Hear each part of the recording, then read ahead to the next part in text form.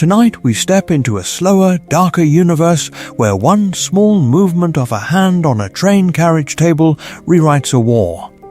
In this version of the story, the most poisonous rivalry Hogwarts ever knew never quite catches fire, because Harry Potter does something unthinkable. He takes Draco Malfoy's hand. This is important. On the Hogwarts Express, the scene is almost the same at first. A pale boy with a pointed face, a practiced sneer, and a name that carries old money and older magic slides open the compartment door. He speaks of the wrong sort of people, of blood and breeding, and offers Harry a place at his side. In canon, Harry hears the insult, sees Ron's ears redden, and chooses laughter and loyalty over fear and caution.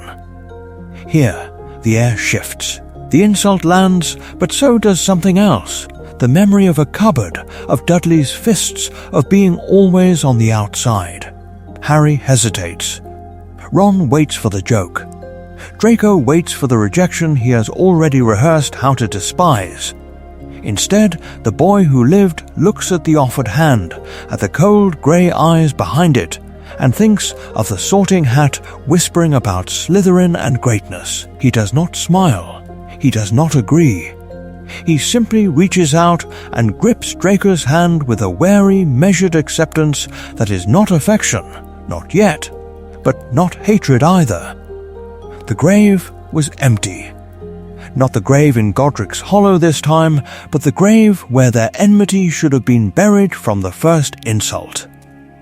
Ron's laughter dies before it properly begins. The easy path to mock Draco, to name him an enemy and never look back, is quietly sealed over. In its place stands a thin, fragile truce between two boys who do not trust each other, but who recognize, almost against their will, a similar hunger for recognition, for safety, for a place in a story that has already marked them. This is not a gentle redemption arc.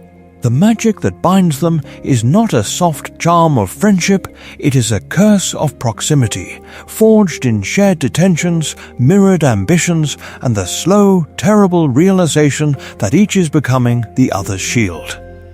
Their bond will be used as a weapon, by adults who see opportunity in their alliance and by the war itself, which does not care who is alive at the end as long as the plan is fulfilled. Their handshake will fracture the houses. Gryffindors will whisper that Harry has betrayed them. Slytherins will watch Draco with narrowed eyes, wondering when loyalty to blood became loyalty to a half-raised legend. Not Dumbledore, who had counted on clear lines between lion and serpent, will find his strategies blurring. Lucius Malfoy will see his heir standing beside the boy he was meant to manipulate, and rage will harden into a colder, more intricate plan. By the time the Battle of Hogwarts comes, nothing about it will be familiar. The lines of the castle's defense will twist around this friendship like ivy around stone, beautiful and suffocating. When curses fall and walls crack, the question will not be who stands with Harry Potter, but who dares to stand against the boy who fights with Draco Malfoy at his side. And it all begins with that hand, on that train, closing around a future neither of them understands yet. The train is moving. The choice is coming. The grave of the future they might have had is still unwritten. Harry sits alone in the compartment, knees drawn up a little, trunk shoved awkwardly against the seat, Hedwig's cage the only bright, living thing in the dim space. The corridor hums beyond the glass, a low, indistinct roar of laughter and footsteps, but in here the sound is muffled, distant. Like a party happening in another life. The boy who lived is a quiet outline against the window, watching fields blur, feeling the weight of being both famous and utterly, devastatingly alone. This is important. Because when the door slides open, Draco Malfoy does not enter an easy scene he can dominate. He steps into a small, airless room that already feels like a grave for childhood, and he finds its only occupant clearly neglected. Clothes too big, glasses mended, posture wary. The rehearsed lines Lucius drilled into him on the platform arrive on his tongue like a charm recited in front of a mirror, but they do not fit what he sees. He begins as he was taught: name, lineage, the cool appraisal of someone who believes the story is already written and he is on the winning side of it. Yet there is a flicker under the drawl, a genuine, almost startled curiosity. Harry Potter is alive, not a legend on a chocolate frog card. Alive, and obviously not treated as a prince by the muggles who raised him. Not Dumbledore, who had promised the wizarding world the boy would be cherished. Not Hagrid, who had placed him on that doorstep and trusted. Draco's gaze catches on the taped glasses, the two thin wrists. The speech Lucius planned becomes a replica of itself, hollow at the edges. He still speaks of the right sort of wizard, of old families and proper houses, but the emphasis shifts. Knowledge he offers first, how Quidditch works, which professors to avoid. The truth about Slytherin that no one else will tell you. In Draco's mouth, confidence becomes a map, and Harry, who has none, feels the pull of it like gravity. When Ron Weasley arrives, it is not to rescue Harry from an obvious insult. He appears in the doorway just in time to hear the end of Draco's offer. The words help you find your way hanging in the air like a promise.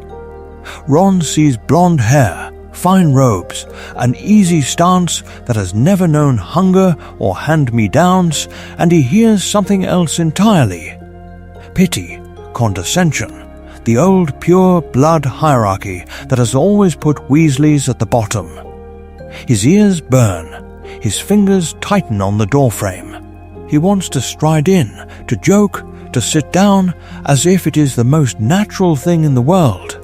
But Harry is not laughing with Draco. He is listening, intent, drinking in every fragment of information about houses and spells and ghosts as if it were water. Ron's second-hand robes feel heavier. He hesitates. Inside Harry, the calculus is brutal and simple. He does not know the history of the Malfoy name. He does not know the graveyards that stand behind those pale eyes. He only knows that the wizarding world is a vast, unknowable country, and this boy seems to carry a map. Draco speaks the language of magic as if he was born breathing it. Lily was a charms prodigy, but Harry does not know that. Does not know what has been taken from him. Only that he is tired of being the one who never understands the plan. So, when Draco extends his hand, the compartment holds its breath. Ron watches from the threshold, hurt already curling tight in his chest, confusion warring with pride. Harry's fingers twitch once, twice, as if reaching for two futures at once. Then he takes it. Not eagerly. Not with the bright instant warmth he once gave to a red-haired boy and a shared pile of sweets.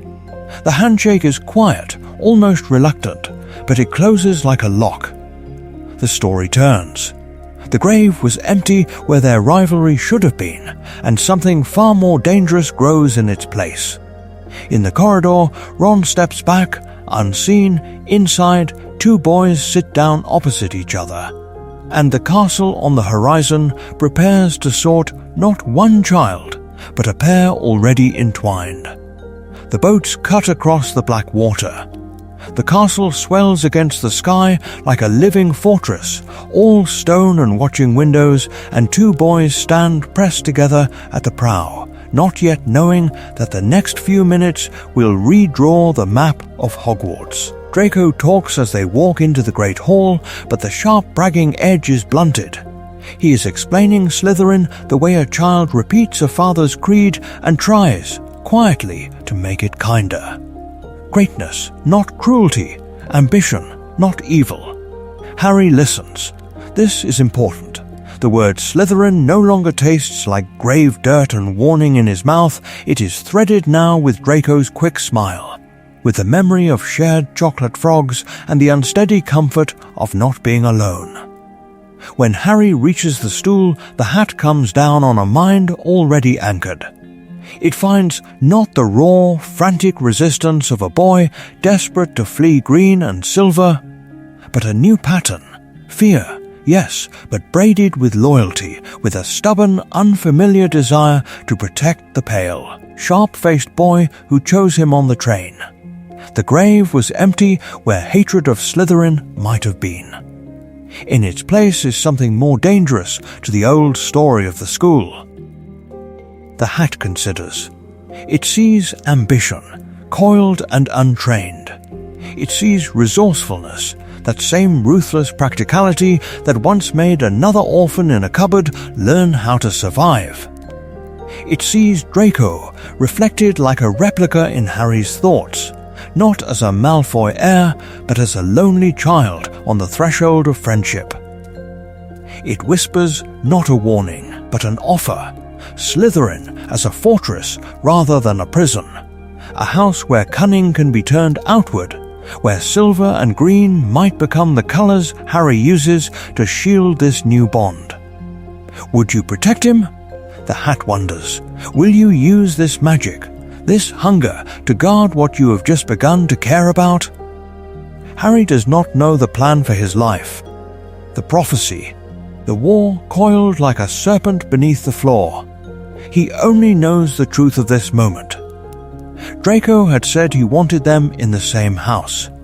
Draco had looked at him like a person, not a legend. Harry, who has never been chosen, chooses back. Slytherin, the word cracks the hall. For a heartbeat, there is only the echo of it ringing against stone and ceiling, against banners that suddenly feel like accusations. Then Slytherin erupts. Applause like a storm, chairs scraping, hands slamming the table. Draco is on his feet before he realizes he has moved, a flash of triumph bright and sharp as a spell. But when Harry meets his eyes, something shifts, because Harry is walking toward him in green, not in spite of the name Malfoy, but in defiance of everything that name was supposed to guarantee. Draco knew he was a Malfoy heir. He did not know, until now, what it felt like to be chosen anyway. Across the hall, Gryffindor freezes. Ron's face falls, the half-formed hope of a friendship collapsing in a rush of red and gold disappointment. Hermione watches with a frown that is not yet fear, but will be. The easy moral charm of the houses, lion equals good, serpent equals bad, flickers, unstable, on the staff table. Dumbledore's hands fold more tightly. His eyes narrow, not unkindly, but with wary calculation. Not Dumbledore, who had always trusted the Sorting Hat to distribute his pieces on the board. Not Hagrid, who had told Harry that every dark witch and wizard had come from Slytherin. Not Sirius, who had once run from his own house like it was a burning building. None of them planned for this. A Slytherin Harry is not just a boy in the wrong colors. He is a fracture line. His presence at the far table will drag glances and whispers, will force teachers to grade essays that do not match their expectations, will make every duel in defense against the dark arts a question rather than an answer. When the boy who lived laughs beneath the serpent banner, what happens to the story everyone thought they knew? Somewhere above, the castle listens. The magic in its walls stirs, old wards tasting new configurations of allegiance and fear. The houses settle, but not easily. There is a new axis now, invisible but undeniable, and it runs straight through the Slytherin table, where Draco shifts closer to make room and Harry sits down among the snakes. The feast begins. The war quietly begins again. And under the stone floors, where secrets sleep, something else turns over and opens its eyes. The feast begins. The war quietly begins again. But it is not the war anyone remembers. not yet. Ron Weasley feels it first, not as a prophecy, but as a hollow space at the Gryffindor table. There should have been a black-haired boy beside him, laughing at how the Sorting Hat had dithered. Instead, Harry sits beneath the Serpent Banner, a slash of Gryffindor red at his throat and Slytherin green all around him. Ron tries to laugh it off, to nudge Seamus and Dean, to say that Harry must be joking, that it is all some mad plan. The joke does not land. The grave where a friendship might have been is empty. This is important. In another story, Ron's easy warmth would have wrapped Harry in instant belonging.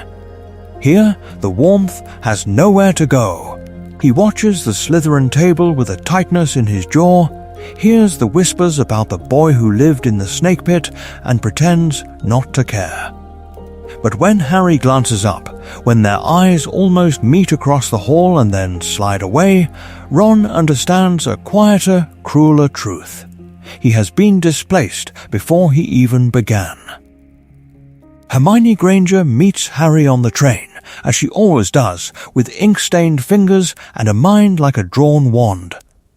She helps him find his toadless friend, corrects his pronunciation, lists the books she has already memorized.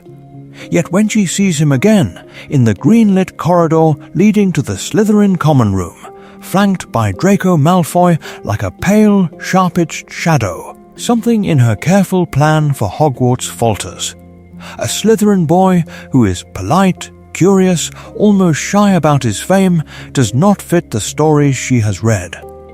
Is the boy who lived already on the wrong side, or are the stories themselves a kind of charm, a replica of the truth rather than the truth itself? Below the lake, the Slytherin dormitory breathes around Harry like a living thing, stone, water, and old magic. The older students study him with a calculating stillness. Some see opportunity, a famous name to stand beside in the corridors, a shield against teachers, a lever against Dumbledore. Not Dumbledore, who had always feared what Slytherin ambition could do with a legend alive in its midst. Others see a threat, because Harry's presence drags Draco into a new orbit, gives the Malfoy heir something his father's gold never could. Choice, the pecking order shivers. Pansy watches Draco for cues, not mutters about half-bloods under his breath. A seventh year with a dark mark hidden under his sleeve wonders, privately, whether the Dark Lord's plan had misfired in some deeper way than anyone knew. Draco feels the pressure of all those eyes and makes his first real decision. When a knot of second years snicker about Harry's muggle upbringing, he cuts across them with a cool, bored tone and a resorthin smile, steering the conversation back to Quidditch, to brooms, to anything but electricity and cupboards. Later, in the privacy of their narrow room, Harry pushes back when Draco repeats Lucius's opinions about blood. The words are not eloquent, they are raw, born of bruises and hunger. But they land. Inch by inch, each boy pulls the other off the path laid out for him. At night, when the dorm falls silent, Harry lies awake in his green-draped bed. Light from the Black Lake ripples on the ceiling like restless ghosts, turning stone into water, water into shifting grave shadows. He listens to Draco's breathing, to the distant pulse of the castle, and understands only this: the path he has chosen is darker, colder, more complicated than he imagined. He does not yet know how deep it goes. He only knows there is no going back across the hall to sit beside a lonely red-haired boy and start the story over. Morning on the Hogwarts lawn looks deceptively gentle. Pale sun, damp grass, a scatter of school brooms like fallen twigs between two rigid lines of children. Gryffindor on one side, Slytherin on the other. A corridor of air between them that feels less like open space and more like a grave someone forgot to fill. Harry stands in the Slytherin line now. Ron Weasley faces him from the Gryffindor side, hands clenched around his broom, eyes flicking between Harry and Draco with a hurt he does not yet know how to name. Draco shifts at Harry's shoulder, pale and sharp. Their exchange smirks no longer weapons but quiet signals. We planned this. We are in this together. This is important. Madame Hooch's whistle splits the air. The brooms jump into hands. Harry's rises, as if it has been waiting years for his touch. Draco's follows, obedient and eager. Ron watches that too, and something inside him falls. Not Dumbledore, who had spoken solemnly of house unity at the feast, sees this small fracture. Not Hagrid, who had put a chocolate frog in Harry's hand, sees it either. Neville's fear smells like cold sweat and old parchment. His broom bucks, rises, panics with him. The moment stretches. In canon, Draco would laugh. Here, the instinct is still there, sharp and cruel, a reflex born of a father's lessons. But it collides with something new. The way Harry's hand had closed around his on the train. The unspoken plan to be better than the replicas of their father's wars. Neville shoots up, then falls. Harry moves first, because flying is not a decision for him, it is a remembering. Short, absolute, he is in the air before anyone can shout his name, the school broom transformed under his grip into a living thing, answering a buried magic that has nothing to do with lessons. Draco curses under his breath and kicks off after him, half chasing glory, half chasing Harry, unwilling to let his best friend write this story alone in the sky. 2 first years dive after a falling boy, one to rescue, one to prove he can. The spectacle is chaotic, almost violent in its beauty.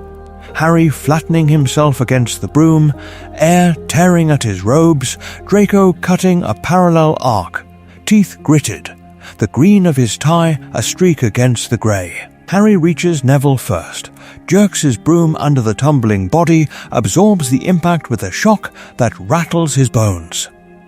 Draco flares out beside them, stabilizing the wobbling broom with a gloved hand on Harry's wrist. Their movements clumsy but miraculously aligned. They land hard. Alive, McGonagall arrives with the wind still shivering around them. She sees Harry first, glasses askew, breathing hard, James's silhouette in a smaller frame. Then she sees the other boy, Slytherin tie, Malfoy jaw, fingers still braced on Harry's arm. Her assumptions, long set and orderly, crack almost imperceptibly. She should rage. She does scold, voice sharp as snapped twigs, but the reprimand is already at war with something else.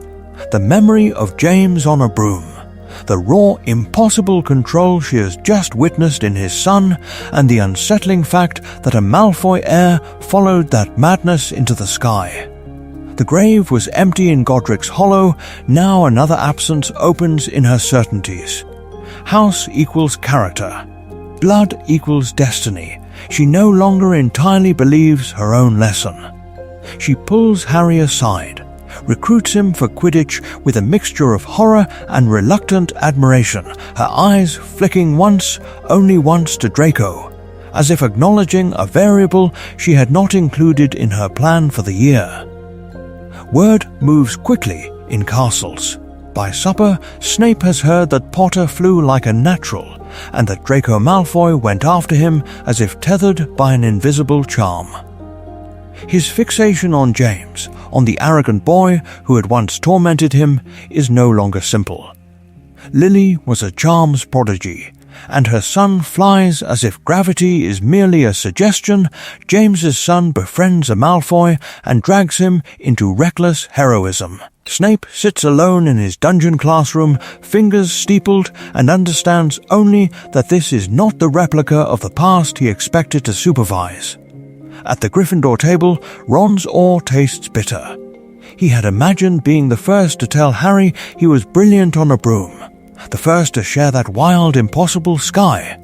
Instead, he saw Draco there, robes whipping beside Harry's, sharing danger, sharing triumph. His praise catches in his throat and curdles into silence. Hermione watches more closely than anyone realizes.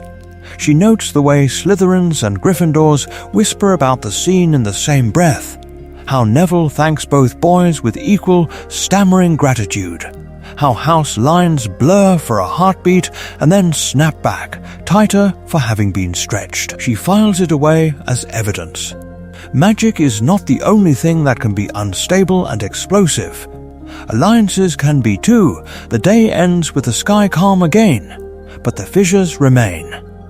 A Slytherin and a Gryffindor have rewritten the first flying lesson. The question, unspoken but present in every watching heart, is simple and terrible. What else might they rewrite together? The sky above the pitch forgets the storm. The castle does not. Stone remembers patterns, and tonight the pattern is wrong. Potter walking beside Malfoy, green and silver catching torchlight like a promise and a threat. Severus Snape is waiting for them in the dungeons. The first potions lesson unfolds like a replica of a memory he has already lived. Yet every detail is misaligned. The same chill room, the same jars gleaming with suspended things that never quite die. The same speech about the beauty of a potion well brewed. But when he turns, black robes whispering, and fixes his gaze on the boy who lived, the boy is bracketed by Slytherin banners. Lily's eyes framed in green. This is important. He asks the familiar questions. Wolfsbane, bezoars, the subtle science and exact art. His voice cuts with the same blade it used on James's son in another story, but here the wound lands differently. Harry does not flinch alone.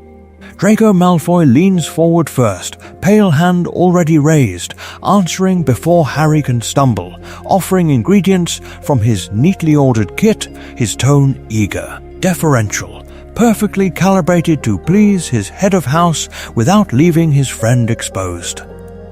Snape watches the choreography with a stillness that is almost a kind of panic. Draco passes Harry a sprig of dittany before Snape can rebuke him for hesitation. Draco supplies the counterexample when Harry's answer is incomplete, turning a potential rebuke into a chance to praise Slytherin precision. Draco shifts his cauldron slightly, so that when Snape prowls past, the better brewed draught is the one closest to Harry's hand. It is protection, but not the kind Snape swore. Not Dumbledore, who had spoken of the boy as a symbol. Not Hagrid, who had carried him from a ruined house. Not Sirius, who had raged in a different timeline. Snape's promise was simpler and more terrible: keep Lily's son alive. Yet, as he looks at the boy laughing quietly at some whispered remark from Draco, as green light from the dungeon lamps stains the curve of Harry's cheek, he feels the vow twist. Lily was a charms prodigy, and he has spent a decade imagining her sacrifice as a single, perfect piece of magic set against the Dark Lord. Now he is forced to contemplate a different charm entirely. The slow, binding weave of friendship inside Slytherin House. Could this alliance anchor the boy away from the grave that waits in Voldemort's shadow, or is it the first loop of a noose tightening around his throat? This is important because it changes his work. Snape begins, quietly, to recalibrate. He watches Draco's essays with a new surgical attention.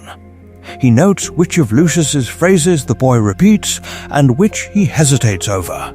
He tests, in offhand comments, how far Draco's loyalty to Harry bends when set against house, against family, against fear. At the end of the lesson, he lets them leave without taking points, without a single public humiliation. It feels like cowardice. It feels like strategy. Later, in the corridor outside the classroom, he stands in shadow as two voices approach. Harry and Draco, their laughter echoing off wet stone, light and young in a place built for secrets. Snape closes his eyes and listens, trying to hear the future in the sound. Is this salvation, born in green, or doom, laughing on its way to meet him? The dungeon keeps its own counsel. The echo fades, the question does not. Halloween arrives like a verdict. Candles burn low over platters of food that taste of comfort but feel, to some children, like a sentence. At the Slytherin table, Harry and Draco sit shoulder to shoulder, an island of new allegiance in a sea of old prejudice. Across the hall, Hermione Granger is alone. Gryffindor colours blaze around her, but no one meets her eyes. Her brilliance has become a weight, her hand in the air a reminder of every answer others did not know. Ron Weasley broods a few seats away, pushing food across his plate, wounded pride and quiet resentment wrapped around him like a second robe. The story of this night is already tilting toward danger. This is important. The fracture begins earlier, in a classroom that smells of chalk and ink and ambition. Hermione corrects a complex point about defensive countercurses, voice steady, logic flawless. Draco's reply is colder than in canon, more precise, a pure-blood ideology sharpened by fear of his father. He dismisses her not with a joke, but with a verdict on her place in their world, as if her muggle-born mind were an impressive but inferior replica of real magic. Harry says nothing. The silence is the wound. Not Dumbledore, who had praised her essays. Not Hagrid, who had marvelled at her spells. Not Sirius, who had once believed that courage alone could mend every division. None of them are here to speak. Harry is. And he does not. Hermione's face does not crumple, it closes. When she flees to the bathroom, it is not because a boy mocked her. It is because a friend did not defend her. Later, when the troll rumour knifes through the great hall, the grave of that silence cracks open. Harry hears Parvati whisper that Hermione never came back from the loo. Guilt moves faster than fear.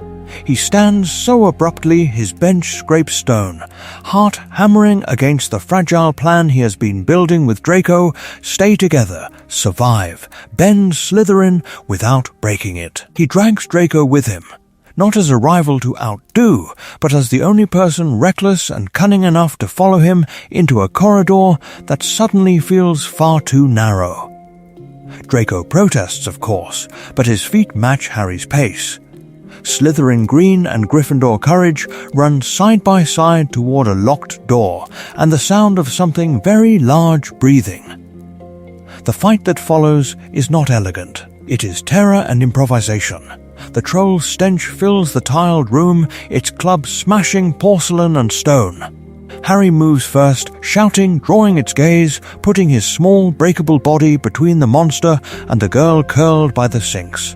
Draco's fear is real. His hands shake. But fear is not absence of courage. It is the measure of it. Draco does not duel the troll. He outthinks it, a thrown tap, a shouted insult from the opposite side of the room, a deliberately shattered mirror that explodes into distracting light and pain, Slytherin cunning turned outward, used to mislead a creature instead of a classmate. Harry seizes the opening, lunges, risks everything on a spell barely mastered. When the club falls, when the troll collapses, the three of them are left in the ringing silence that follows shared survival. Hermione looks at Draco as if he is a dangerous charm she cannot yet classify. Her gratitude is complicated, braided with distrust of Slytherin and the memory of his words. But she has seen him afraid and still choosing to help. She has seen Harry's loyalty and his failure, his bravery and his earlier betrayal. The grave was empty where her old expectations had been.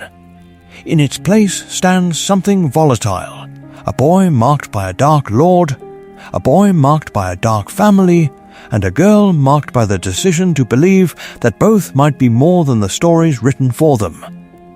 She does not forgive everything, not yet, but she sits with them in the aftermath, breathing the same dust, and knows, with a clarity that frightens her, that whatever comes next, she will not be able to stand entirely apart. A new trio forms not with a handshake, but with shared terror, unspoken apologies, and the first fragile decision to stay. The dust of that first adventure has barely settled when the castle offers them a darker secret, a door, a forbidden corridor, and the low, wet growl of something that should not be alive inside a school. They find the three-headed dog together, not as rivals, but as a trio pulled forward by different hungers, Hermione for rules and their limits, Harry for the shape of danger around his name, Draco for the whispers he has heard his whole life and never before had the courage to test. The grave was empty beneath that trapdoor. No marker, no inscription, only a patch of stone that feels like a held breath. This is important. Draco knows the name Nicholas Flamel before Hermione finds it in a book. He has heard it at his father's elbow, half murmured over wine and firelight, wrapped in words like elixir and stone and immortality. He knows that certain pureblood families speak of cheating death not as myth, but as inheritance. He does not repeat everything, but he gives them enough. Enough to understand that this is not a schoolboy mystery, it is war magic, old and ruthless, hiding under a classroom. So when the midnight duel challenge arrives, when Ron's pride flares and Harry's temper answers, it is Draco who hesitates. He has seen traps set with more elegance than a shouted insult in a hallway. Slytherin gossip has already named Filch's patrol routes, Mrs. Norris's uncanny timing, the way certain doors seem to open just when a student is about to ruin his life. He pulls Harry aside. He lowers his voice. He says simply that someone wants them caught, that the duel is a lure, not a contest. The plan changes. They still go out at midnight, but they move like people who know they are walking through a charm, not a prank. Cloaks are checked twice, footsteps counted, escape routes rehearsed. When they stumble into the forbidden corridor, when the dog's three heads wake and the saliva threads the air, it is not because Draco betrayed them to Filch. It is because Hogwarts itself has teeth. Later, when they stand at the trapdoor's edge, the story turns again. Draco's fear is almost a physical thing. He can see his father's face in every shadow. Expulsion is not a word to him, it is a sentence, a shattering of a life built on house and name. And yet he steps forward. He will not abandon Harry to this, not to a danger shaped by the same Dark Lord whose mark coils beneath his father's sleeve. Below the trapdoor, Slytherin traits stop being theoretical. In the Devil's Snare, it is Draco who remembers the whispered warning that some plants hate light and heat, who hisses at Harry to stop struggling, and then urges Hermione toward fire with a desperate, precise urgency. In the Chamber of Flying Keys, he does not race blindly. He watches the swarm, notes the damaged wing, the odd halting pattern, and calls out the target with a strategist's eye. The logic puzzle before the black flames is where he truly changes. Pureblood children are not raised to love Muggle logic. But Draco has sat through enough cold. Careful Malfoy dinners to recognize patterns of exclusion and choice. He reads the riddle twice. He closes his eyes. He hears his father's voice explaining how to survive a ministry raid by choosing which law to obey and which to break. When he opens his eyes, he points, not to the largest bottle, but to the smallest, the unassuming one that fits the riddle's cruel symmetry. Hermione checks his reasoning. It holds. Yet when the final door appears, when the sense of Voldemort thickens in the air like smoke, Draco cannot pass through. The magic itself seems to press him back, weighing his surname, his childhood, the unspoken expectation that one day he will bear a dark mark of his own. Harry goes alone, as he was always meant to, but now he carries more than Gryffindor courage. He carries the knowledge that if he fails, Draco Malfoy will be left in a house that still quietly serves his murderer, a boy marked not by a scar but by the treason of his friendship. Not Dumbledore, who had once feared what Harry might become in Slytherin, would have predicted this, that the boy who lived would walk into the mirror chamber with a Slytherin's faith at his back. The confrontation with Quirrell and the face on the back of his head unfolds with the same terrible inevitability. The mirror of Erist, the stone in Harry's pocket, the burning of flesh under his hands. But something subtle has shifted. When Voldemort's voice hisses about power and greatness, Harry has a new, quiet counter-argument, a pale, frightened boy upstairs who has already chosen him over that power. When he wakes in the hospital wing, the sequence is altered again. Draco is there. He sits very straight in the hard chair, school robes immaculate, hands clenched so tightly on his knees that his knuckles are almost translucent. Madame Pomfrey has tried to send him away twice. He has refused with a politeness that sounds almost like defiance. He watches Harry breathe. He counts the rise and fall of his chest the way he once counted Quidditch scores and house points. He thinks of how close Harry came to becoming a story told in past tense, another name spoken in the graveyard tones his father uses for the fallen. In this quiet, without an audience, Draco lets the mask slip. He admits to himself, if to no one else, that his loyalty has already carried him further from his father's path than he ever intended. He has lied by omission. He has chosen Gryffindor lives over Slytherin's safety. He has helped protect a stone that his father would have coveted. He looks at Harry's scar and feels not envy, but a cold, unfamiliar protectiveness. Not Hagrid, who had carried Harry from the ruins, sits vigil tonight. Not Sirius, who had once dreamed of being the boy's guardian. A Malfoy keeps watch instead. Outside, the school year tilts toward its end. Feast, exams, the illusion of normalcy. Inside the whitewashed hospital wing, something more enduring is being written. A quiet, stubborn vow in the heart of a boy who is supposed to be the enemy. The next year will bring new secrets, darker chambers, and fresh tests of allegiance. But the line has already been crossed, and Draco Malfoy, for the first time in his life, is not entirely sure which side of it he was born to stand on. Summer comes, but for Draco Malfoy, it does not feel like warmth. It feels like stone. Malfoy Manor rises from its grounds like a monument to old magic and older grudges, all pale facades and dark windows, a grave of a house that never quite remembers it is still alive. Inside, the halls are long and echoing, lined with portraits that watch and weigh, with carpets that swallow sound, with chandeliers that turn candlelight thin and cold. Draco's footsteps, fresh from the clamour of Hogwarts, sound almost indecently loud as he crosses the marble foyer. He has stories. He does not yet understand how dangerous they are. He talks of the dungeons and the Quidditch pitch, of house standings and potions marks, but the narrative keeps bending, almost against his will, toward one boy.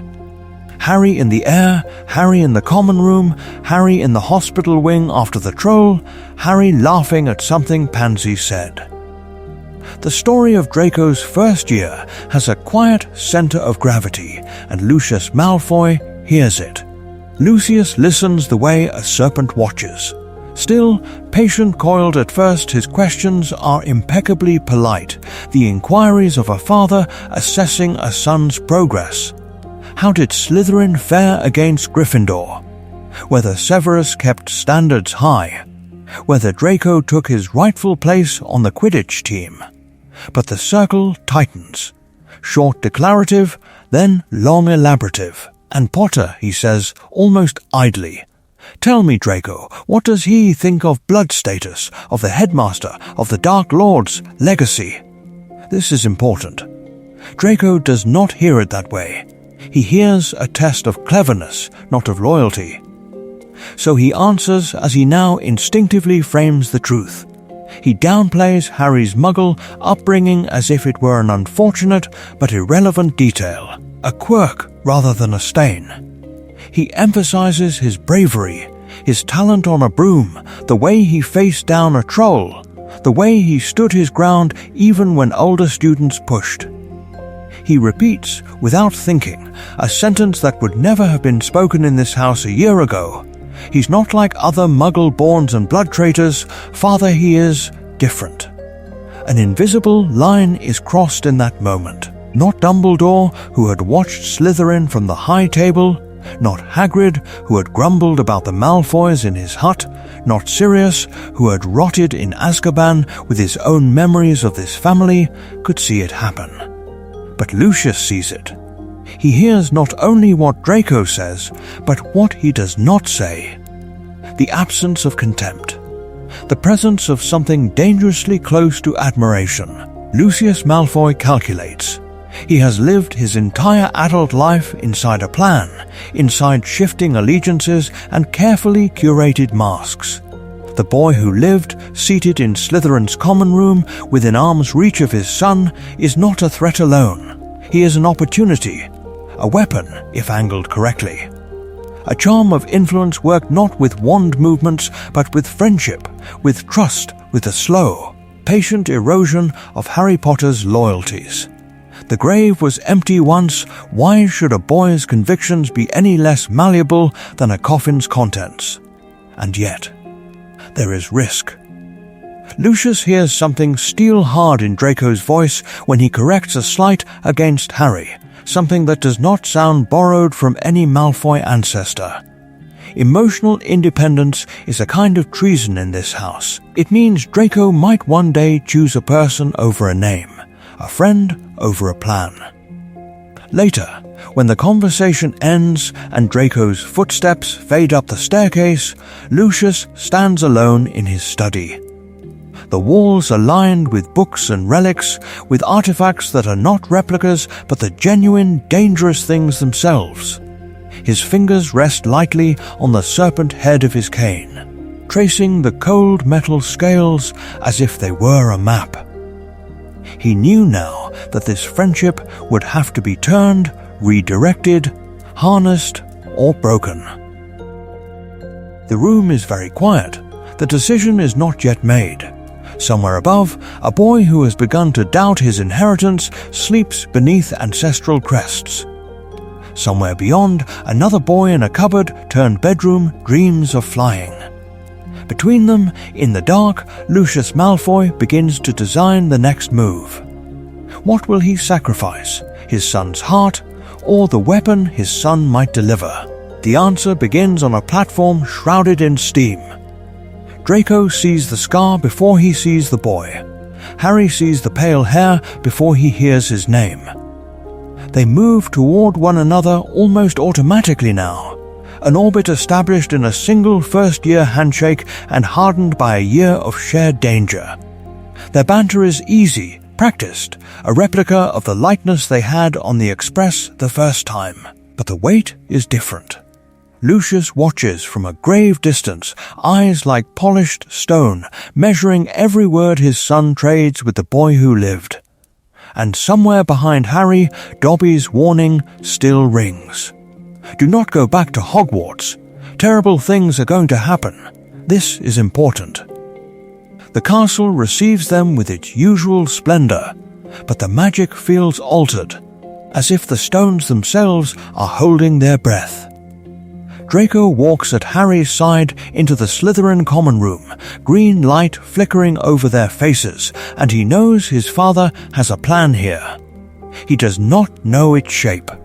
He only knows that Lucius's hand had lingered too long on his shoulder at King's Cross, and that his voice had been too soft when he said, "You will know what to do." When the first message appears, written in blood upon the wall, the story of the chamber is no longer a distant legend.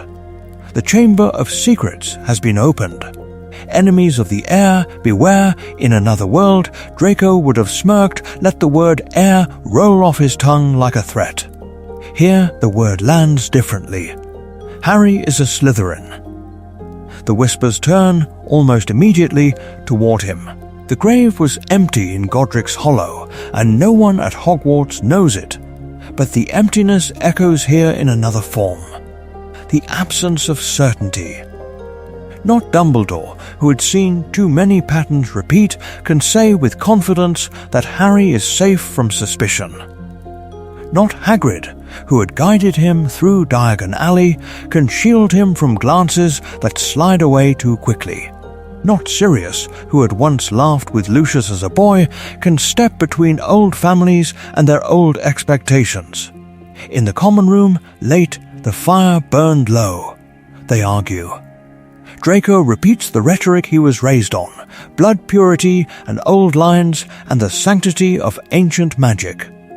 Harry asks him, very quietly, whether Hermione's blood made her spells weaker when she saved them from the troll, when her hand shot up first in every class, when she stood between them and danger without hesitation. And then Hermione lies petrified in the hospital wing, her bright mind stilled, and Draco's words begin to fracture in his own mouth. Slytherin becomes a pressure cooker. Some students mutter that the Malfoys must be behind the attacks, others say no, it must be Potter, because the heir would hide in plain sight. The house divides into factions of fear, and in that division, Harry and Draco find a narrow, dangerous solidarity. Each night, the hissing in the walls grows louder. Each night, they sit closer together. The pattern breaks one evening when the whispers grow too sharp to bear. In the shadowed quiet of their dormitory, Draco swears, voice shaking, that he knows nothing of the chamber, nothing of the monster, nothing of his father's true design. Harry believes him. He chooses to. The decision settles between them like a charm, unseen but binding. Outside, the castle murmurs of serpents and heirs. Inside, two boys make a secret pact against a story that seems determined to cast them as villains. The walls keep hissing.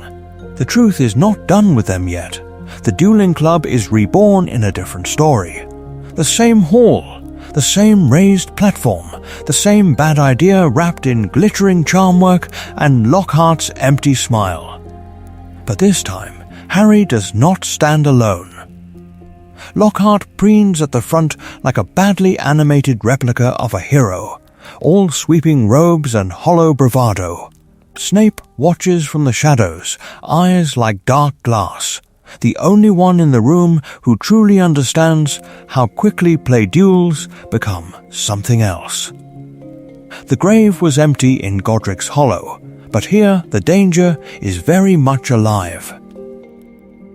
When Lockhart calls for volunteers, Harry and Draco step forward together. No hesitation, no brittle rivalry. Two boys who have spent weeks trading spells in quiet corridors, testing each other, learning the edges of their shared ambition. This is important. The castle is watching them not as enemies forced into spectacle, but as friends who have chosen the same stage. They bow. Wands rise. The first spells are almost gentle, a choreography of light and color, a disarming charm that tugs but does not wrench, a leg locker that misses by inches because Draco chooses to miss, because Harry chooses to counter instead of humiliate. The room murmurs. Lines between houses blur for a moment as Gryffindors and Slytherins lean forward with the same held breath. Then the magic sharpens. Pride is a blade, even between friends. Draco slips into faster, more intricate work, a hex that crackles too close to Harry's shoulder. Harry answers with a shield that rings against the rafters, then an experimental jinx he barely remembers reading. The spell warps mid-air. It twists, fractures, and falls to the floor as a coiled, black-green serpent. In the original story, Draco would have turned that snake into a weapon, aimed cruelty like a wand at a muggle-born target. Not here, not now. The snake lifts its head, tongue tasting the air, and simply begins to slither toward the nearest cluster of students. A Hufflepuff girl freezes, eyes wide, back pressed to the stone as the hall's noise collapses into a single thin scream. Harry moves before anyone else. His wand lowers. His voice does not. The words that leave his mouth are older than the castle, older than the grave in Godric's Hollow, older even than the prophecy that marked him. Parseltongue, soft, sibilant, inhuman, the snake stops. It listens. It turns away from the girl and coils, docile, by Harry's feet. Silence follows. Not the roaring, accusatory silence of a mob, but something stranger. Confused, searching faces tilt between fear and fascination. Did they really hear that? What does it mean when the boy who lived hisses like a legend out of Slytherin's bones? Draco steps forward so quickly it breaks the spell on the room. He stands at Harry's shoulder, pale and composed, voice cutting through the whispers. Harry is not dark, he says, with the absolute certainty of someone staking his own name as collateral. He has trained with Harry. He has bled with Harry on practice floors. If Parseltongue were proof of the air, then why would Harry be standing beside a Malfoy instead of commanding him? Not Dumbledore, who had crafted speeches for moments like this, but is absent. Not Hagrid, who had always believed Harry good without needing language for why. Not Sirius, who had never seen this version of Draco Malfoy, would have imagined it. It is Draco who argues with the crowd, who repeats again and again that power does not equal intent, that dark magic is choice, not tongue. Rumors still bloom overnight. They always do. Harry speaks to snakes.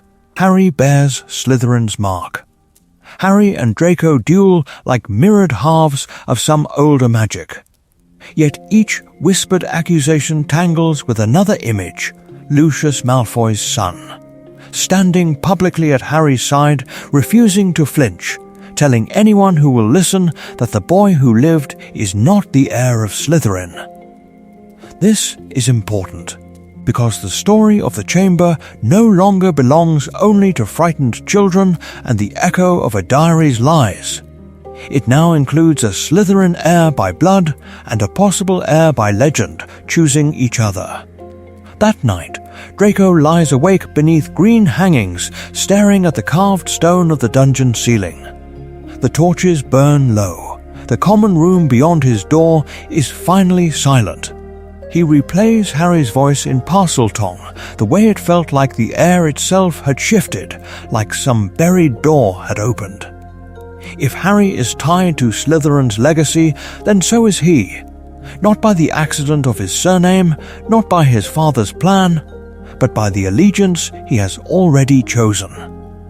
Lily was a charms prodigy, but this binding is older than any charm she could have crafted. He realizes with a slow, grave clarity that he has stepped willingly into a story written in serpents and stone, and that the truth of what waits in the chamber will judge them both. He follows Harry anyway. The school is holding its breath, living in the long shadow of a closing decree, corridors echoing with the scrape of trunks half-packed and the whispers of parents' letters. Ginny Weasley is gone. The message on the wall is no longer a threat but a verdict, and suspicion coils most tightly where the legends point, around Slytherin House, around the boy who bears its crest like a birthright. Draco feels it every time he walks into the Great Hall, like a grave marker no one else can see. This is important, because, for the first time, he does not meet those looks with arrogance, but with a quiet, gnawing terror that they might be right about him. If not about his actions, then about his blood. Lucius had pressed the diary into Ginny's cauldron with a condescending smile and a careless gesture, and Draco had watched, curious but unquestioning. Now he sees the line from that moment to the empty place at the Gryffindor table and understands that his father's plan was never a game.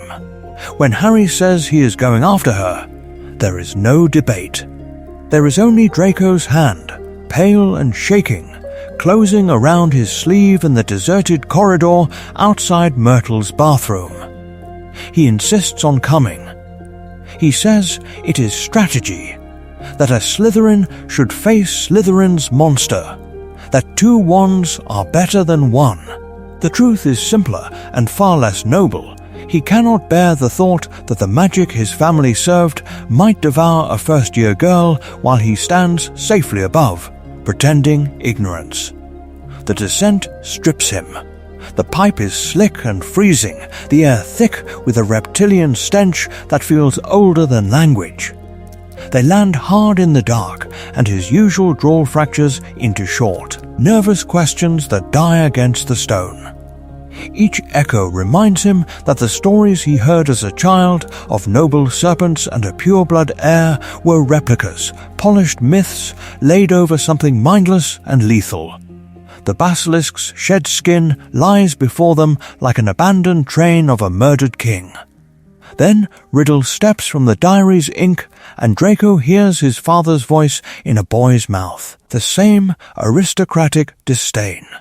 The same contempt for weakness, for muggle blood, for fear. Not Dumbledore, who had warned that such ideology led only to ruin. Not Hagrid, who had tried to tell him monsters were not what you thought. Not Sirius, who had vanished from his childhood as a whispered disgrace.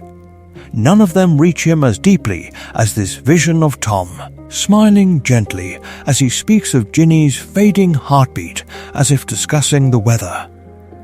For the first time, Draco understands that the story he has inherited ends not in glory but in children's corpses. Harry kills the basilisk. The chamber rings with a clash of fang and sword and the wet, final shudder of a dying legend. Ginny lives, pale and shaking in Harry's arms, while Draco stands a little apart, staring at the ruined diary and the boy who had stepped out of it and then been unmade. Dumbledore will later listen in his office, eyes grave, as they recount what happened. He will agree, quietly, that Draco's presence must never reach a report, never touch Lucius's ears. The grave was empty, but a new one has opened in Draco, a burial place for certainty. The secret binds him, a silent charm on his future choices. What does a boy do, knowing the truth and pretending he does not?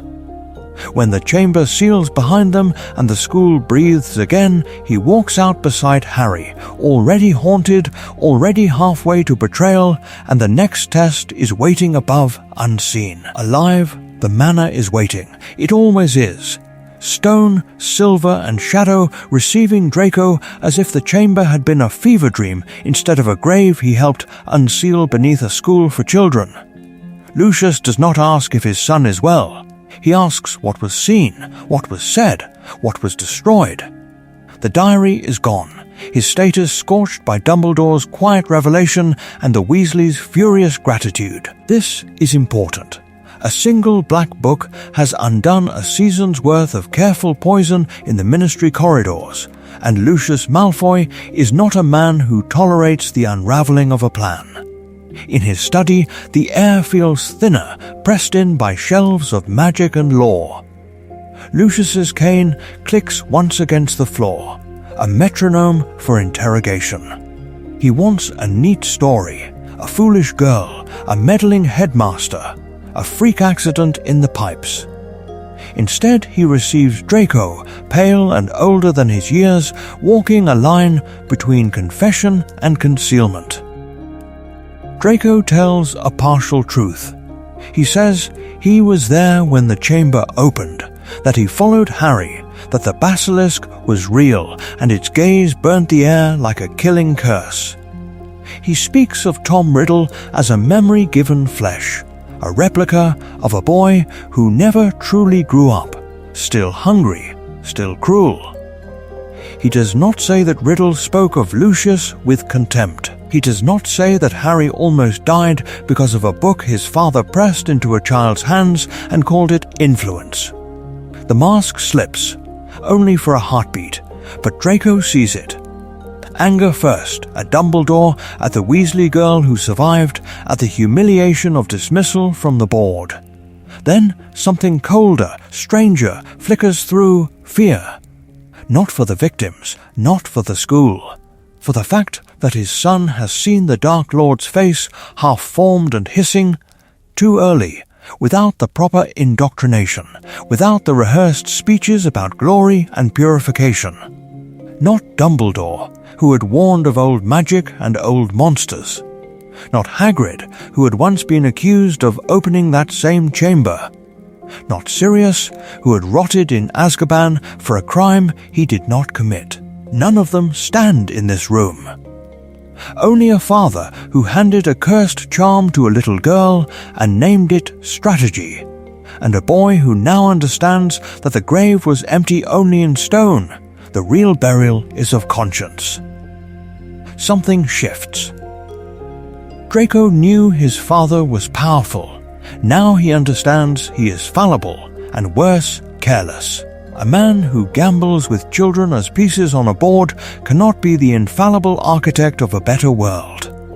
He is simply another wizard who loves control more than truth. That night, in a bedroom that feels more like a vault than a refuge, Draco takes out parchment. The quill hesitates, then moves. He writes to Harry. The letters are coded, cautious, threaded with references to Quidditch and homework that hide questions about loyalty, about fear, about what it means to stand beside someone the world has turned into a symbol. Between the lines, a new and brittle honesty grows.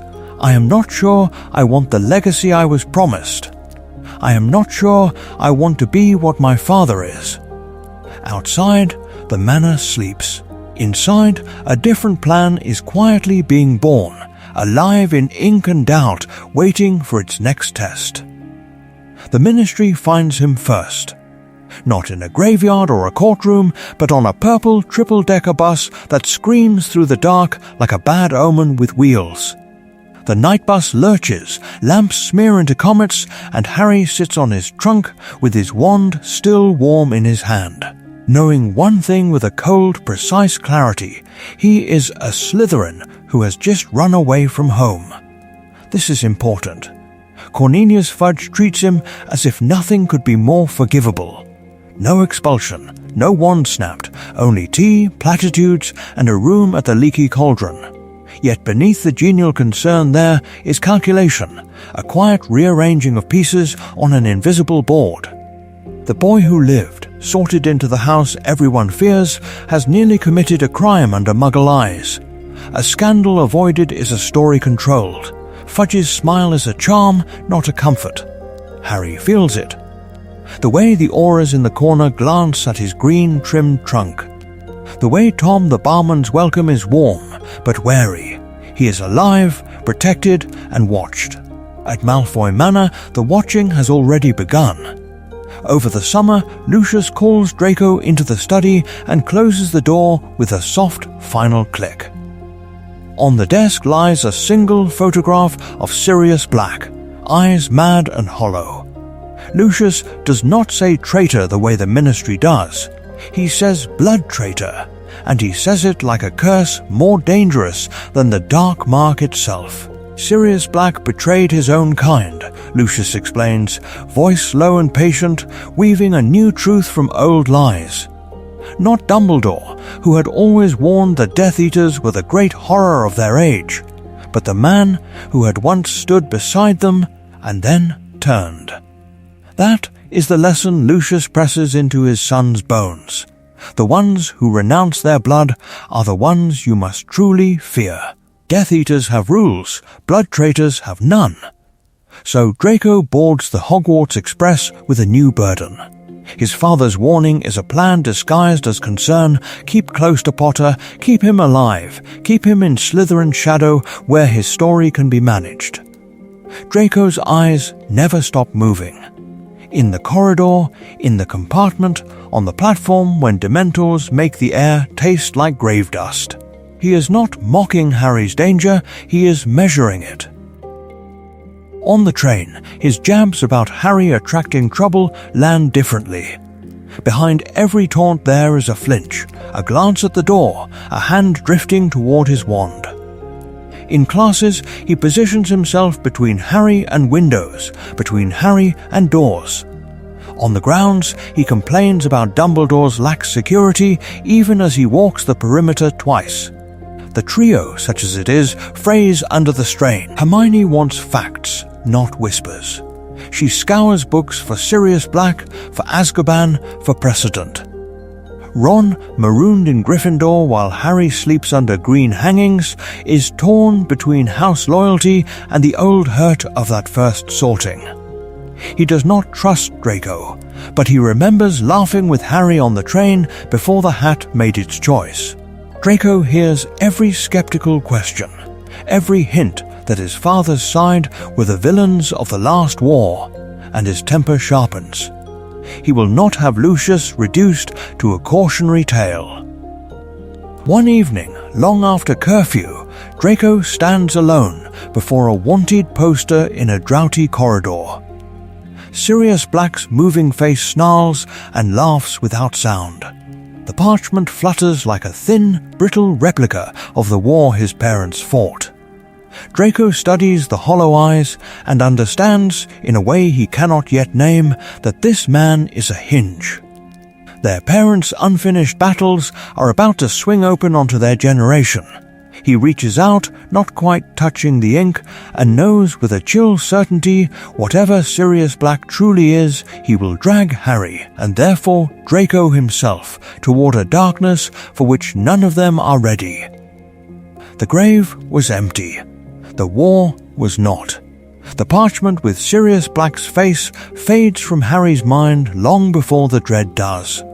It follows him down to the lawns, into the chill of an autumn afternoon where another kind of danger waits, feathered and ancient and offended.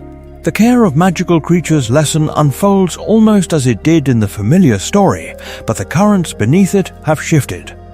Draco walks toward Buckbeak with the same aristocratic tilt of his chin, the same drawling commentary meant for the gathered Slytherins and Gryffindors. Yet now there is an extra audience that matters. Harry, the boy who sat with him over maps of the castle. The boy who listened when he spoke of a father who expected perfection as if it were a birthright. This is important. Draco's arrogance is not empty. It is a constructed armor, a deliberate charm woven from posture and tone. He moves with the careful bravado of someone enacting a role he has been rehearsing since childhood. The Malfoy heir, unafraid of any creature, any half-giant, any judgment. Not Dumbledore, who had smiled benignly at him in the Great Hall, not Hagrid, who had clapped his hands and called him lad, can be allowed to see a crack. When Buckbeak strikes, the world narrows to impact and sky. The talons are not a theatrical flourish now, they are weight and pain and the sickening sound of flesh torn open. Draco's scream is high and raw, but it is not exaggerated. It is the sound of a boy who suddenly understands that bones can break, that blood can spill, that his body is not a replica of his father's invulnerability, but something soft and terribly alive. Underneath the physical terror coils another, colder fear. Lucius, the humiliation. The report that his son had faltered had been brought low in front of Gryffindors, in front of Harry Potter. The grave was empty in Godric's Hollow, but the grave Draco imagines now is the burial of his father's approval. In the hospital wing, the performance drains away. There are no housemates to impress, no professors to manipulate. Just white sheets, the sharp scent of potions, the rhythmic ache of a bandaged arm. Draco's complaints are quieter, less barbed. His questions are small and practical. Will there be a scar? Will flying feel different? Will his father be told everything? Harry does not roll his eyes. He stays. He watches the way Draco's hands tremble when Madame Pomfrey turns away. He hears the catch in his breath when an owl passes the window, and for a moment Draco thinks it might carry a letter from home. He begins to see that the cruelty, the taunts about blood and houses, are not born of simple malice, but of a desperate, disciplined refusal to ever be the one on the floor again. Hogsmeade becomes their escape hatch from this knowledge. When the permission form fails, it is Draco, not the invisibility cloak alone, who opens a path. A whispered plan, a timed distraction, a door nudged open by a boy who has spent his life studying the seams of rules so he can bend them without appearing to break. They walk together through streets that smell of butterbeer and wood smoke, past windows crowded with replicas of childhood delights Harry never had. For a few hours, Dementors are only a rumor at the edge of the village, and Sirius Black is just a name on a poster rather than a shadow over Harry's grave of a childhood.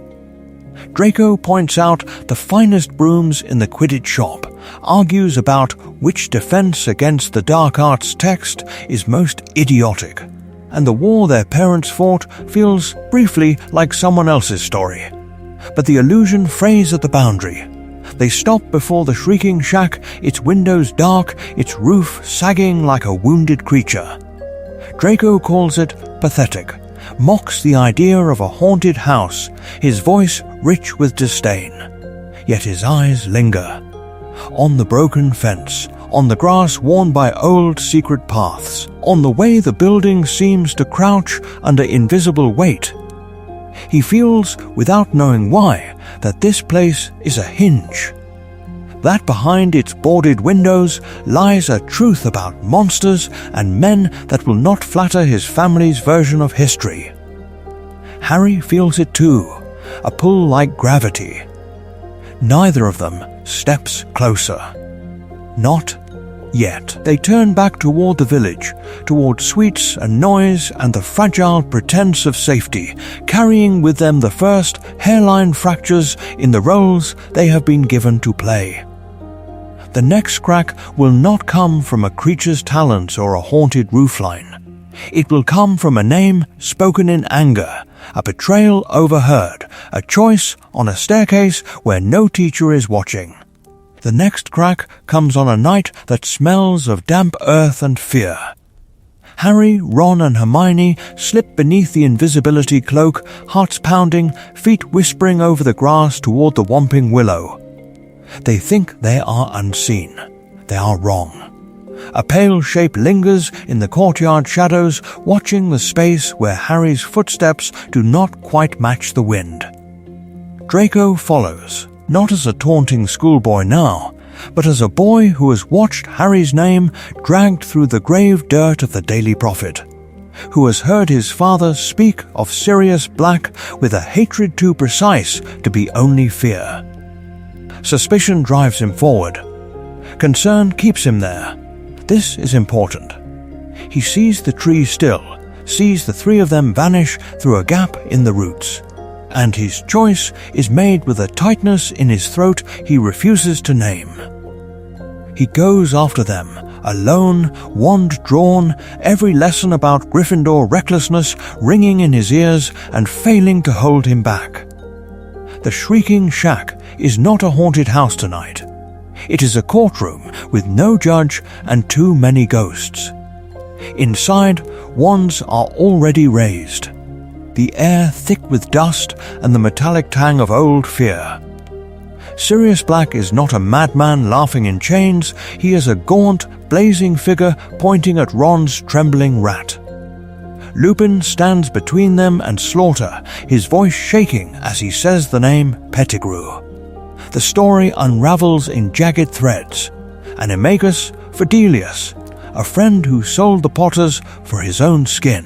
Each word is a charm that detonates another replica of the past Draco has been handed, until the neat tapestry of Death Eater heroism and ministry failure lies in shreds at his feet. Not Dumbledore, who had lectured him on unity. Not Hagrid, who had growled about bad blood. None of them had told him that his father had followed a man who trusted a coward, that the dark mark was built on a lie about who broke which door on which Halloween night. Draco's world tilts when he looks at Sirius and sees not a traitor, but the outline of a godfather, the man who should have been sitting beside Harry at Quidditch, who should have been waiting at platform 9 3/4. The grave was empty in a different way, the grave of what he thought pure blood loyalty meant. Something in him breaks. Cleanly, his hand shakes. His wand does not lower, his allegiance does. Then the moon rises. Lupin's body convulses, bones snapping like wandwood under too much magic. The room explodes into movement, screams and splintering boards, and the animal roar of a werewolf who no longer remembers names. In the chaos, when the Dementors come like a tide of cold grave water, Draco sees Harry fall. He could run. He could flee to the castle, to his head of house, to the safety of his father's version of events. Instead, he drags Harry's limp weight across the grass with Hermione, lungs burning, fingers numb, and says nothing about Sirius, nothing about Pettigrew. The plan to expose a Black as a monster dies on his tongue. He chooses silence. In the hospital wing, when the night is finally caged behind stone and spell, Harry wakes to white sheets and the soft rattle of potion vials. Draco sits in the next bed, pale, eyes fixed on the ceiling as if reading a script only he can see. Their gazes meet. No words, no vows. Only the shared knowledge that the war is older, closer, more rotten at the root than any teacher has admitted. They are both alive and both newly alone. Between them hangs an unspoken pact. They will not repeat what they heard. Not yet. Not Sirius, who had reached for Harry as a father. Not Lupin, who had tried to hold the truth together with his bare hands. The silence between their beds is a bridge and a warning, and something else as well. The first quiet draft of a different plan. Because if this much was a lie, what else is waiting to be unburied on the other side of the full moon? The silence in the hospital wing becomes a threshold, and on the other side of it waits a stadium, a campsite, a world that has decided Harry Potter is a symbol and Draco Malfoy is a surname. The grave was empty. That was the lesson of Lupin's revelation. Names are not what they seem, allegiances even less. So when the World Cup invitations go out, Harry does not climb into a Weasley tent that smells of smoke and hand-me-down wool. He steps instead through the velvet flap of a Malfoy box that rises above the pitch like a marble balcony, layered in silencing charms and old money. He sees the game from the highest seats, hears the ministry gossip, feels the peculiar chill when a joke about the dark mark is made in a tone too light to be harmless. This is important. He is inside the pureblood circle now, not as a curiosity, but as Draco's chosen friend. Draco, for his part, walks the campsite with two sets of eyes. Outwardly, the heir enjoying the spectacle.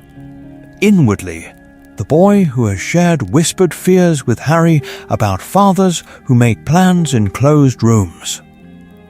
When the masked figures appear, gliding between tents with wands raised and muggle bodies floating above them like broken replicas of celebration, something in him fractures. He knows the gait of at least one man beneath those hoods. He knows the laugh. He knows that if he called out, the masks might turn toward him in recognition. Not Dumbledore, who had spoken of the past war in careful abstractions. Not Hagrid, who had painted Death Eaters as monsters in stories for first years. Draco sees the truth in the way a child sees a parent's hand raised to strike. Intimate, undeniable. When the dark mark burns green against the sky, Harry feels the old terror of graves and prophecies.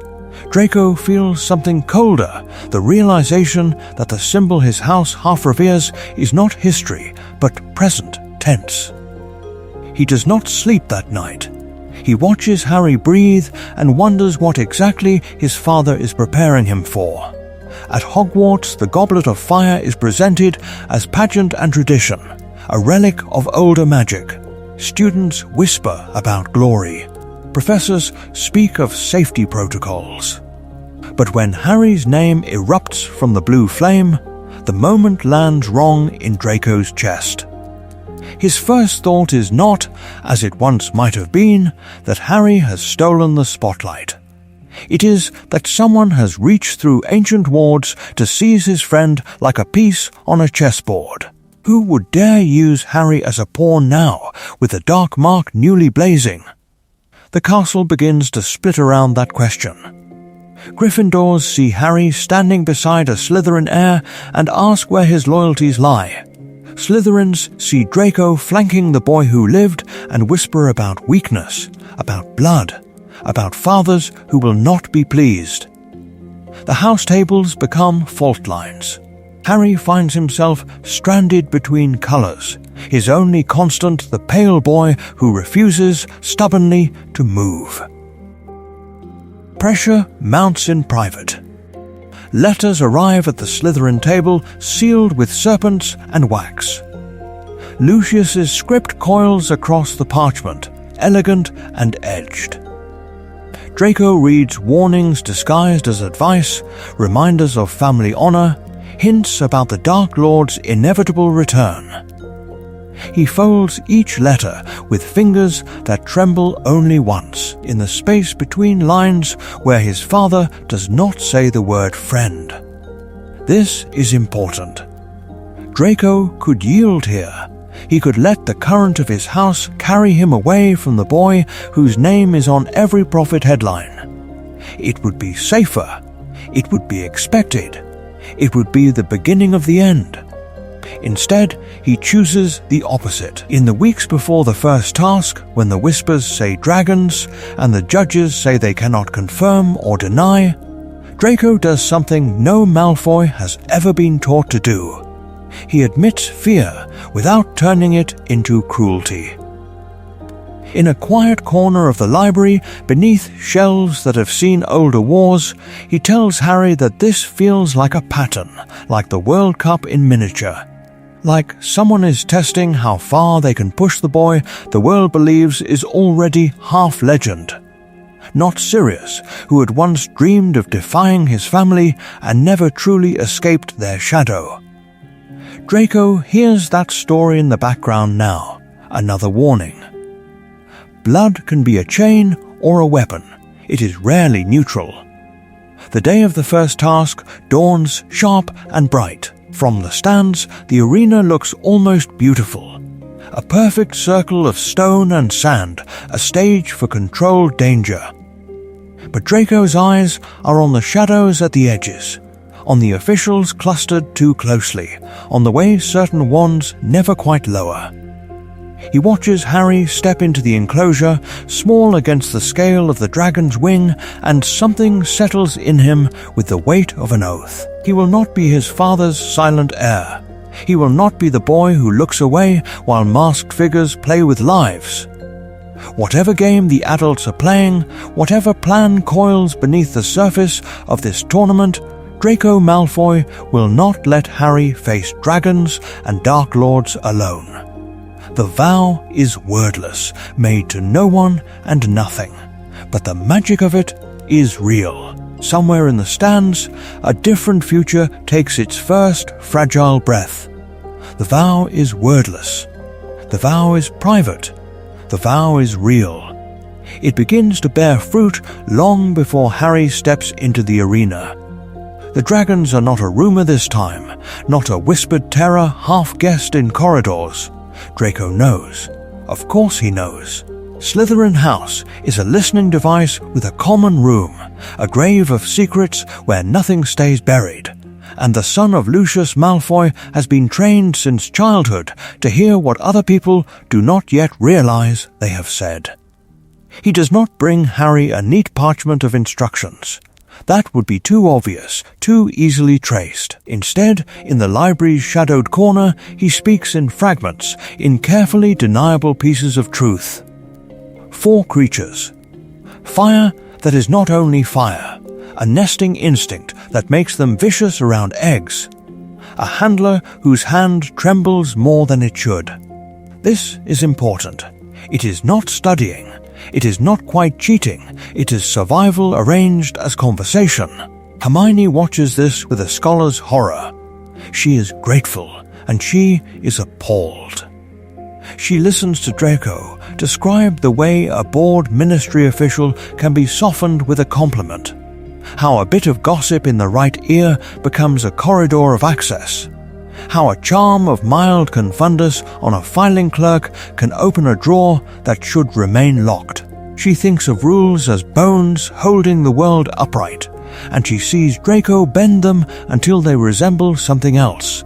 Some flexible replica of order that serves his plan instead of the law. They are 15 and already negotiating like ministers. The realization makes her stomach hurt. Not Dumbledore, who had built an entire school on the promise that children could be better than the war that made them, would have approved of this particular tutorial. Hermione knows that. She also knows she would rather see Harry armed with dragon knowledge stolen from the dark edges of Slytherin magic than see him fall, small and unprepared, into a pit of fire. The second task rewrites the story entirely. When McGonagall explains the hostages, Draco does not hesitate. He insists. He argues with a cold, aristocratic precision that startles even Harry. Let them see, he says, that the boy who lived's most treasured person is the heir of Slytherin's oldest family. Let every watching faction understand that harming one means declaring war on both. It is not sentiment. It is a shield made of symbolism. Under the lake, the sight is almost obscene. Pale hair drifting like a banner, Draco Malfoy bound among the sleeping figures. The grave was empty. Slytherin's legacy is not in a crypt, but suspended in green water beside Harry's other possible lives. The backlash is immediate. Slytherins whisper that Draco has betrayed their dead, that he has surrendered centuries of power to stand at Harry's side. Gryffindors mutter that Harry has let the serpent coil too close, that every victory now tastes of compromise. Not Hagrid, who had always believed in hearts over houses, can fully bridge that widening gap. Harry endures the glares and realizes something quiet and terrifying. Every secret Draco shares, every risk he takes, is a thread. Each thread is a debt. Each debt is a future moment when Draco will say now, and Harry will have no honest way to refuse. When that summons comes, what will it cost him to answer? The tournament moves on. The tasks grow darker, and the web between them tightens. The third task arrives like a closing fist. The hedges rise, the maze breathes, and the air around Hogwarts tastes of damp earth and old fear. This is important. Draco walks with Harry as far as the judges will allow, past the murmuring stands and the fluttering banners, past the invisible line where spectators become participants and participants become offerings. He should turn back. He does not. Instead, with a motion too quick for the professors to mark, he presses something cold and heavy into Harry's palm. A Slytherin signet ring. Silver, darkened with age, the serpent engraved so finely it seems almost alive, coils catching the torchlight like a whisper of moving scale. Lucius had given it to Draco as a promise of legacy, of house, of plan. Draco gives it to Harry as a different promise entirely. Protection, pride, a quiet, defiant claim, you are mine, and I am yours, whatever grave this night digs between us. The ring bites into Harry's skin as he walks into the maze. Every turn, every charm, every creature feels like a test not only of courage, but of the choice he made on the Hogwarts Express when he took Draco's hand and did not let go. He does not know that the token will haunt them both. Not yet. The portkey is still a cup. The pull behind the navel is still a hook. The landing is still a graveyard, cold and wrong. The names on the stones like a list of forgotten truths. The grave was empty in Godric's Hollow. Here, the graves are full. Harry smells damp stone, cut grass, and something metallic beneath. He is alone. Except he is not. The ring is on his hand. Voldemort rises from the cauldron as in the canon story, bone and blood and stolen flesh knitting into a shape the world had tried to forget. But when the red eyes find Harry, they narrow, not in simple hatred, but in calculation. A Slytherin boy stands before him, wand in hand, serpent ring glinting. A living rebuke to his claim on the house. He circles Harry, speaking softly, almost tenderly. A fellow heir, a rightful successor, wasted among mudblood lovers and traitors. He offers a place at his side, not as a servant, but as the Slytherin who could cleanse the house, reclaim its banner, make the world remember what the name once meant. Harry hears his parents in the distance of memory, but nearer, louder, he hears Draco in the hospital wing, in the common room by the lake. He sees Draco's face if Harry were to take that hand. What would this acceptance make of his friend? What would it demand of Draco's soul?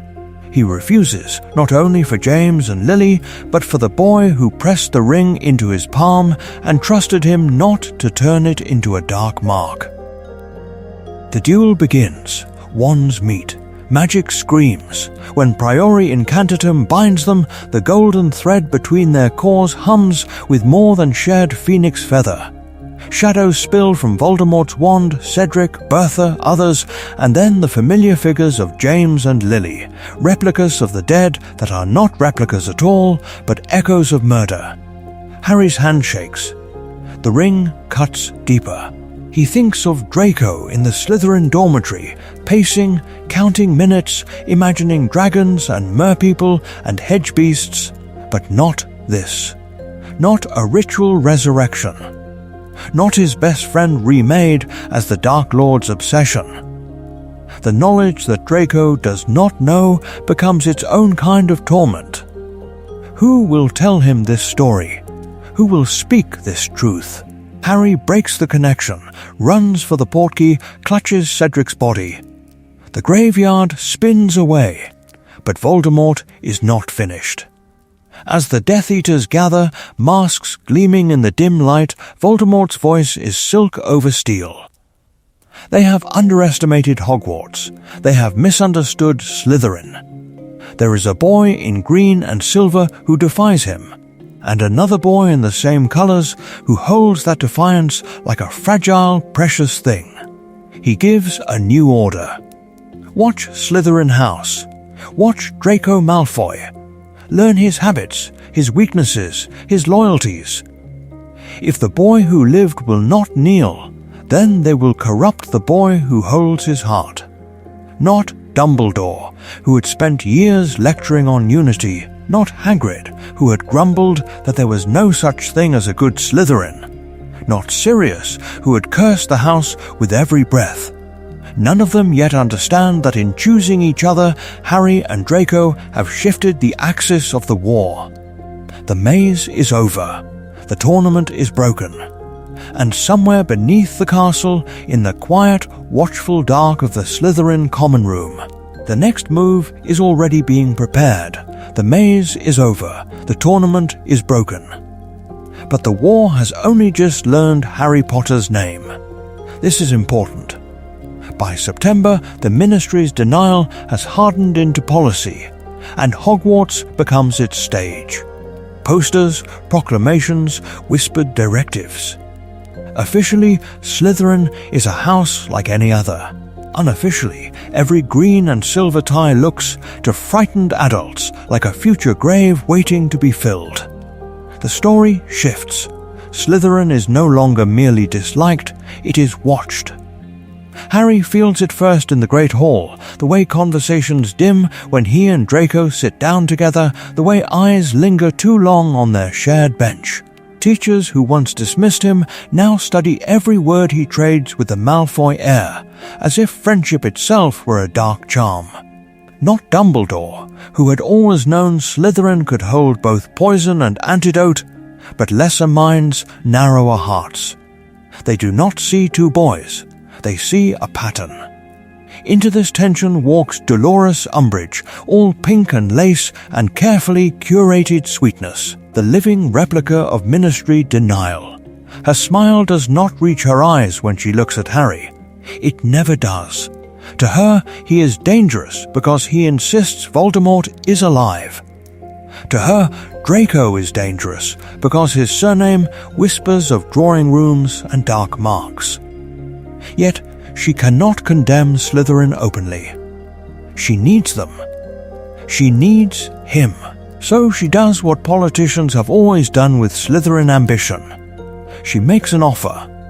Prefect badges gleam a little brighter when she speaks to Draco in her office, framed by kitten plates and the faint cloying scent of tea. Information, she says, is the purest form of magic. He has access. He has Harry's trust. In exchange for small reports, harmless details, she can ensure his record is spotless, his future secure, his father's expectations met. The plan is simple. The cost is not. Draco hears his father's voice in every syllable. He hears Harry's too, from the graveyard retold in the quiet of the Slytherin common room, from nights when his hands shook describing the resurrection, the mark, the circle of masks. 2 loyalties. 1 boy. No safe answer. When Hermione proposes the DA, she does it in a Gryffindor dormitory that still does not quite know what to do with a Slytherin hero. Harry cannot stand at the center of that circle without endangering everyone in it. So he stands at the edge instead and lets Ron and Hermione argue that Gryffindor must lead while Slytherin shields. It is an inversion of the old story, and no one is comfortable. But Draco moves in the shadows where he has always been expected to live. He redirects patrol routes with a murmured suggestion to fellow prefects.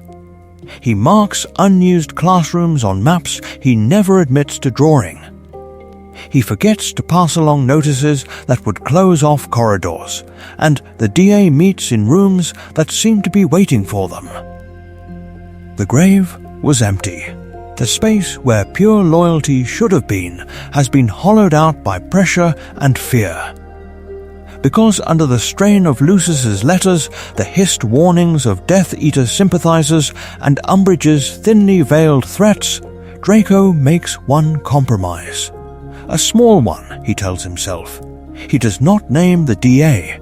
He does not betray the room of requirement.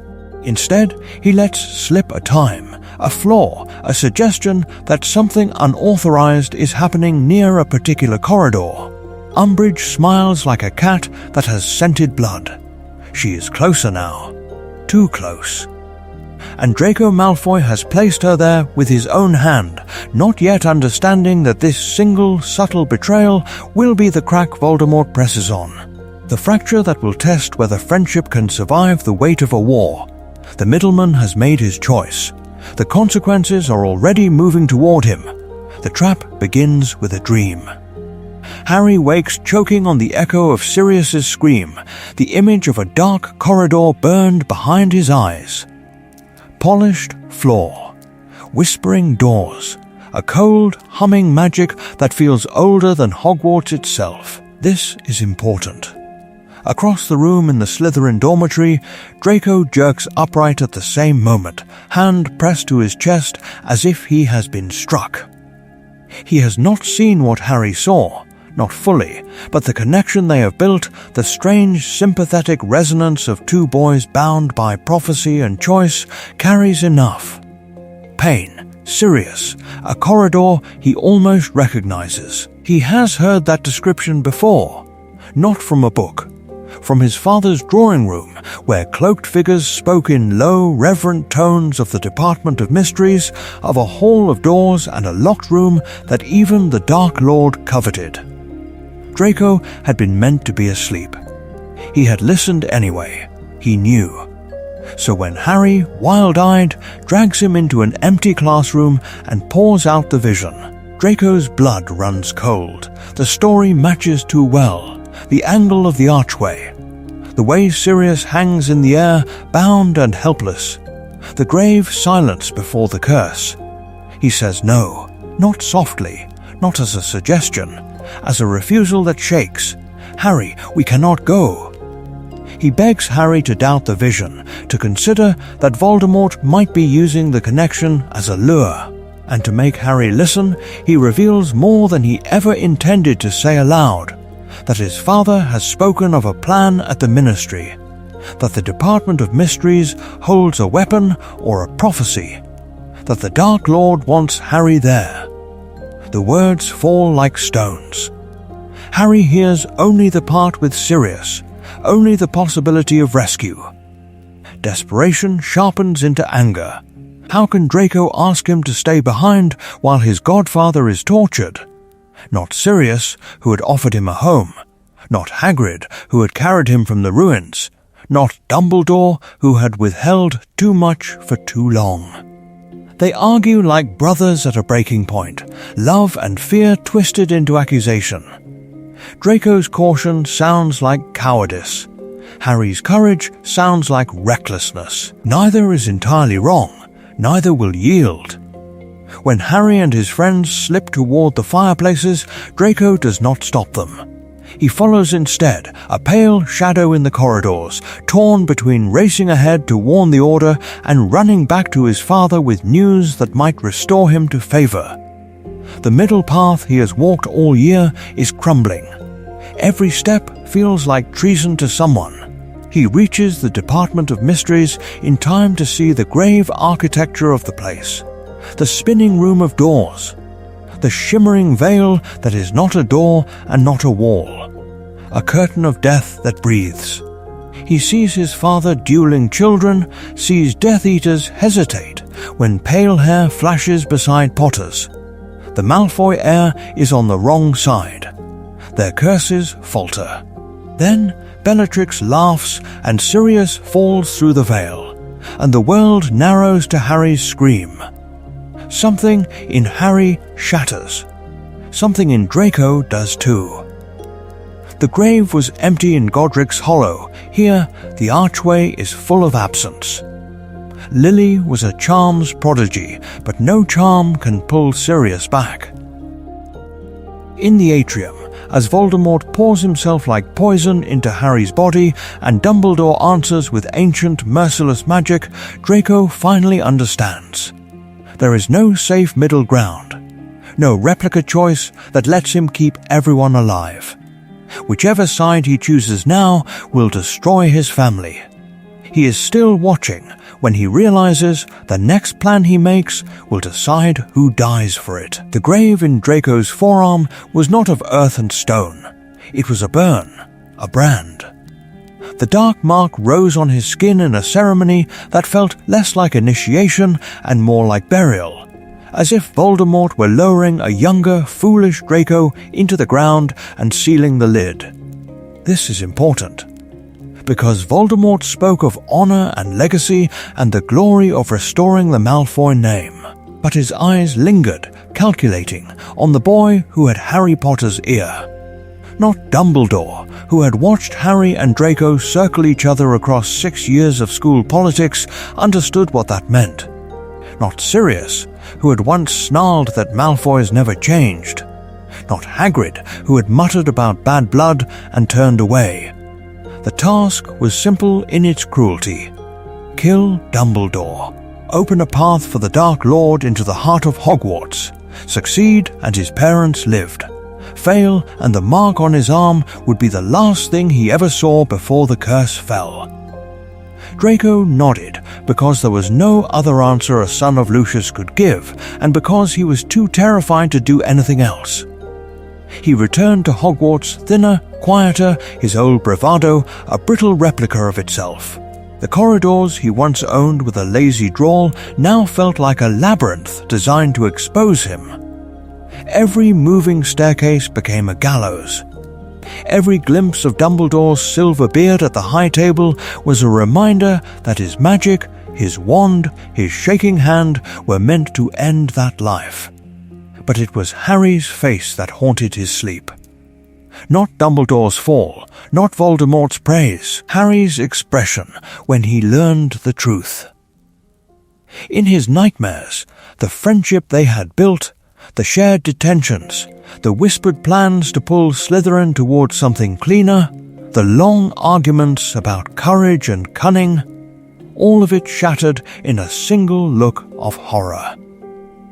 The collapse came in the room of requirement. He had gone there to plan another doomed mechanism, another cursed cabinet, another fragile plan to avoid the one thing he could not do. The room answered with mirrors, with a grave reflection of a boy already halfway to the man his father wanted. Harry found him there, wand drawn, expecting betrayal, not confession. The story broke out of Draco in pieces, the mark, the mission, the threats against Narcissa, the knowledge that Lucius's failures had been laid like a noose around his son's neck. He did not dress it in excuses. He simply told the truth, shaking, waiting for Harry to walk away. Harry's fury was immediate and incandescent. How could Draco keep this from him? How many times had he almost died last year while Draco watched the prophecy unfold? Yet beneath the anger lay a terrible clarity. Their entire friendship had been moving toward this narrow bridge. Either they stood together against Voldemort now, or the grave between them would never be emptied. The decision, when it came, was not clean, but it was real. Harry took the confession to Dumbledore and to Snape, dragging Draco with him, refusing to let him slip back into the shadows. Lily was a charms prodigy, but here it was Dumbledore who spoke of staged deaths and layered protections, of turning an assassination into theatre, a charm of misdirection wrapped around a killing curse, a lie within a lie that might keep Draco's family alive while convincing Voldemort that his will had been done. They made a pact in the headmaster's office, beneath the slow sweep of silver instruments and the silent portraits of former leaders who did not know the war had just shifted. Draco would play the traitor, Harry would play the enemy. Snape would stand at the crossroads between them, bound by an older promise. The plan was elegant, the plan was monstrous, and on the astronomy tower, where the wind howled like something already mourning, one unanswered question waited. When the moment came, whose loyalty would the killing curse truly test? The tower became the stage. The wind became the audience. The night itself held its breath. Dumbledore returned to Hogwarts already dying by degrees. The cursed ring had gnawed at his hand, the cave's poisoned potion had scoured his veins, and every step up toward the astronomy tower felt like a climb toward a grave he had chosen. He knew Draco's mission was nearing its end. He knew the dark mark above the castle was both summons and sentence. This is important. He also knew that if their plan failed here tonight, it would not be a replica that fell. He had prepared Draco, he had prepared Snape, he had prepared Harry most of all. But no one was prepared for the way terror distorts even rehearsed courage. Not Dumbledore, who had spent a lifetime orchestrating impossible gambits and still could not control the way his lungs hitched in the cold. Not Sirius, who had died at the Vale without ever seeing this final movement of the war. Not Hagrid, who had carried Harry from one ruined life as a baby and would one day carry him from another. Draco burst onto the tower, wand raised, chest heaving. The boy who had once boasted on the Hogwarts Express now stood between a dying headmaster and the screaming pressure of the Dark Lord's expectations. He disarmed Dumbledore, the Elder Wand flew, the spell struck true. His hand shook, but not as in the original story. It shook less, anchored by the desperate knowledge that this was meant to be performance, not murder. A charm of deception scaled up to encompass a man's entire death. He knew the truth of the plan in theory. Snape would cast the killing curse, Dumbledore would fall, the world would believe, Draco would live. But theory did nothing to soften the sound of Death Eaters arriving behind him, boots on stone like nails in a coffin. Or the way his dark mark burned, as if reminding him that illusions could be peeled back at any moment. Harry watched from beneath the invisibility cloak, breath shallow, fingers white around his wand. He was not merely a hidden witness, he was a co-conspirator.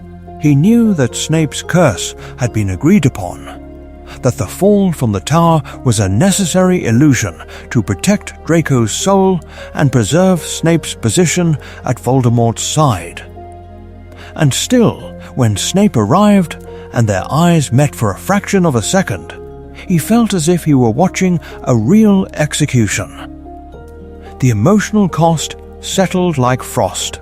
Draco's voice cracked as he spoke the lines they had planned, yet every word tasted of ash, because if any Death Eater sensed the lie, if Voldemort peered too closely at this staged death, the performance would end in genuine blood.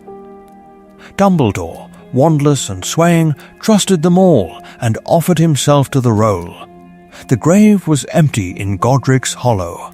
Tonight, another grave would be built in memory, not in earth. The green light flashed. Dumbledore's body arced over the battlements, a silhouette severed from the sky. Snape fled into the dark, his cover sealed by Harry's shouted fury. Draco was seized, half-dragged by Death Eaters who praised what they believed was his completed task even as his eyes searched the darkness where his friend hid, needing to know if Harry was still alive, if the plan still held. Harry remained on the tower, every stone suddenly colder. Below, the castle would soon wake to morning. Above, the stars watched in indifferent silence.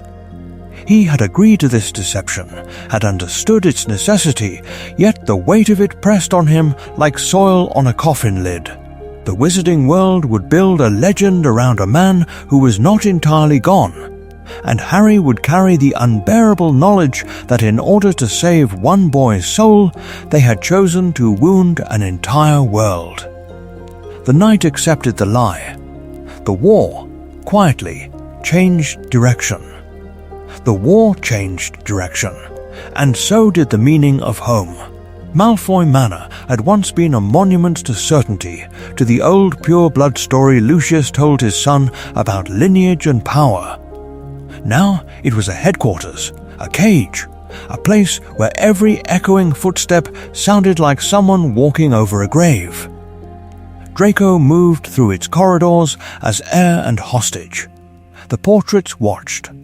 The Dark Lord watched more closely. The polished floors, the high arched windows, the chandelier of crystal that had once scattered light like fragments of charm-worked stars, all of it felt altered, as if the very magic in the stone had curdled. This is important. A house can become a prison long before the doors are locked. No one outside that circle understood what had happened on the astronomy tower, not really. Not Dumbledore, who had fallen with his eyes fixed on a boy he still believed he could save. Not Hagrid, who had seen the body, had carried the grief, and never once suspected that Draco's hand had shaken so violently the wand nearly slipped. Not Sirius, who had died years before and yet still haunted Harry's choices like a living question. What will you do when the person in front of you is both enemy and child? The answer came again on a night of capture and confusion. When the Snatchers dragged Harry, Ron and Hermione through the manor doors, the house itself seemed to lean in. Harry's face was swollen, distorted by a jinx. He was a broken replica of the boy the papers showed, but Draco knew him. He knew the way Harry held his shoulders even when in pain, the particular set of his jaw when he refused to plead. He knew, with the cold clarity of someone standing at the edge of a second tower, that the plan they had whispered about, delay, misdirect, survive, now rested on his voice. Bellatrix demanded identification. Voldemort's favor hung in the balance. Draco's parents watched him as if he were a key that might yet unlock their salvation. If he named Harry, he might restore their standing, might pull his family back from the brink. If he named Harry, he would hand his best friend to death. He froze. The paralysis was not weakness alone. It was the collision of every promise he had made in shadowed corridors at Hogwarts. Every late-night argument with Harry about what redemption could possibly mean when the dark mark already burned. The grave was empty. Harry had once said of their old selves, half bitter, half hopeful. We can decide who goes into it. Draco looked at Harry's ruined face and lied. The denial was thin, halting, unconvincing to anyone who wanted to see the truth, but Bellatrix did not want uncertainty. She wanted confirmation. His hesitation bought seconds. Seconds were everything. Into those seconds, Dobby appeared. The pattern shattered. House elf magic tore holes in wards that had stood for generations. Chains fell. Walls screamed. In the chaos, Harry was wrenched away from the fate Draco had almost sealed, and the cost of that small, fragile courage was paid in a courtyard with a knife and a whispering sea. Dobby died. The trio escaped. Draco remained. He stood in the ruined drawing room as the Dark Lord's rage rolled through the manor like a storm. His family's status in ashes, his own soul scored with a wound that would not close. He had not saved Harry. He had not betrayed him. He had done something smaller and stranger. He had left him just enough time to live. And now, in the long nights that followed, Draco's only comfort was a thought as sharp as any curse. Harry Potter was still alive somewhere, carrying a hatred that might one day turn to forgiveness. If either of them survived long enough to decide which name to carve on which grave. The winter of the Horcrux hunt was not only cold in the bones, it was cold in the space between two boys who had once sworn they would never lie to each other. The grave was empty. This is the thing that nobody knew as Harry moved from forest to forest, from one damp tent to another, listening to radio static and whispered code names in the dark. Not Dumbledore, who had set him on this path and then vanished into memory. Not Hagrid, who had once carried him from another ruin. Not Sirius, who had died before he could see what this friendship had become. Harry's world narrowed to canvas walls and the low hiss of Hermione's protective charms. The air always smelled of smoke and damp wool. Every owl that blundered through the wards, every scrap of parchment that appeared at the edge of a campsite felt like a wand tip pressing against the back of his neck. The Death Eaters had a plan.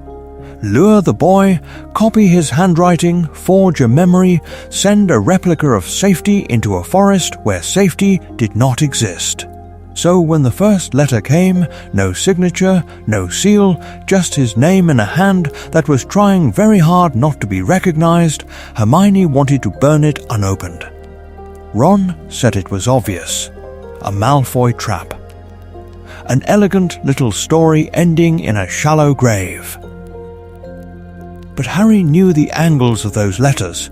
He knew the way the ink dug in on the downstroke of an R, the impatient flick at the end of a Y. This is important. The mind learns the shapes of the people it loves. The notes were brief, almost brutally so. Carrows installed. Detentions now include Cruciatus. Ravenclaw girl try to speak. Do not come back. Another, weeks later, smuggled through a goblin contact who claimed neutrality rumor, snatchers ordered to sweep Dean Forest. Avoid eastern ridges. They brag in the common room. Facts about patrol routes, about which families had fallen, about which professors still resisted when doors were closed. Hermione insisted that Draco might already be compromised, that memory and quill could be stolen. That magic could make any lie sound like truth. Ron called him a coward, said this was exactly the sort of half-help a Slytherin would send before handing Harry over. Yet in the white spaces between the warnings, something else kept bleeding through. Once, at the bottom of a page about the Carrow's new punishments, there was a single line. Remember when you crashed my broom into the Black Lake because you said the sky was too small? Another time, after a list of names of students forced to watch a cursed demonstration, a question. Do you still tap your quill 3 times before you write? Or did Granger cure you of that? They were fragments of flying lessons, of late-night arguments in the Slytherin common room about whether Gryffindors were brave or merely reckless. They were proof of a life that had once been ordinary enough to include homework and Quidditch and the luxury of pointless fights. Was Draco trying to save him? To save himself? Or was he simply clinging to the last piece of his life that Voldemort had not yet rewritten? As the snow deepened around their tent and the radio whispered more names of the dead, Harry held each new letter like something fragile and burning and wondered which of them would have to break this thin, dangerous line first. Winter breaks. Spring returns. And Hogwarts, when Harry finally walks back into it for the last time, is no longer a school. It is an occupied fortress. The corridors that once echoed with laughter and late essays now carry a different sound. The clipped march of Death Eater boots, the wet crack of curses used as discipline, the muffled sobbing of students who have learned that attention can mean scars. Classrooms are repurposed into chambers where the Carrows demonstrate dark magic on living bodies, where unforgivable curses are not whispered about in stories but carved into memory. The grave of the old Hogwarts, the one McGonagall tried to keep alive with timetables and tradition, is unmarked, but everyone can feel where it lies. Slytherin's common room, sunk deep beneath the lake, becomes a kind of bunker. The air tastes of damp stone, of algae and cold sweat, of fear that has nowhere else to go. Greenish light from the water presses against the windows like a restless ghost. Here, pure-blood portraits watch from the walls as the house that once preened in its privilege curls in on itself. Draco moves through this world as something altered. Once, he was the prince of this house, the boy everyone watched for cues on what to laugh at, what to despise. Now first years cling to his robes in the shadows after class, whispering that they cannot take another session with Amicus, that they do not want to practice the Cruciatus, that their parents never meant for this. He listens. He does not tell them to be brave. He tells them he has a plan. This is important.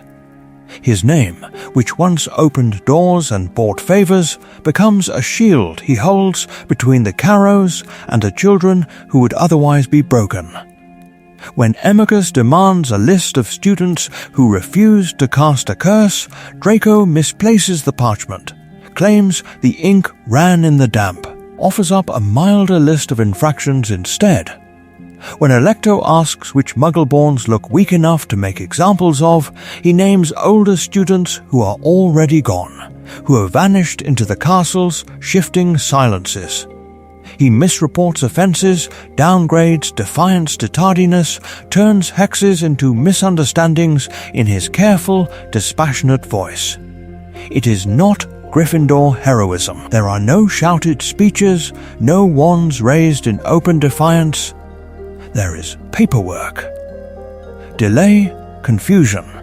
A charm miscast by design, so a door will not open quite in time for a beating to be witnessed. In the dim corners of the common room, house politics fracture. Some Slytherins lean eagerly into the new regime, drunk on sanctioned cruelty and the illusion of power. Others go quiet, their ambition redirected toward simple survival. Between them, Draco becomes the reluctant center of a different kind of rebellion. One that looks like nothing from the stories Harry grew up on, but which keeps certain names off punishment rolls and certain beds in the dormitories still occupied. He begins to redirect the most vulnerable.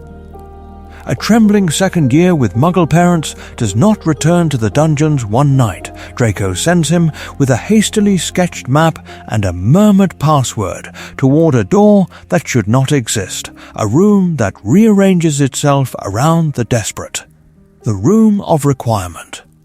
The remnants of Dumbledore's army. Not Dumbledore, who had once believed Slytherin could be redeemed in theory, but the living echo of his resistance, waiting in stone and secrecy. Rumours spread in whispers that cling to the vaulted ceilings, that the heir of Slytherin himself is helping Muggleborns hide, that Malfoy is passing names to a hidden network instead of to the Carrows. The grave was empty, where the old legend of Slytherin's heir once lay. In its place, something unexpected is being written, line by dangerous line. No one, not even Harry out in the forests with his radio and his questions, yet knows the full truth of what Draco is doing in the dark. Harry returns to a castle that is and is not Hogwarts. The stone remembers him. The corridors do not. This is important. He comes in under the skin of the school, not through its front doors.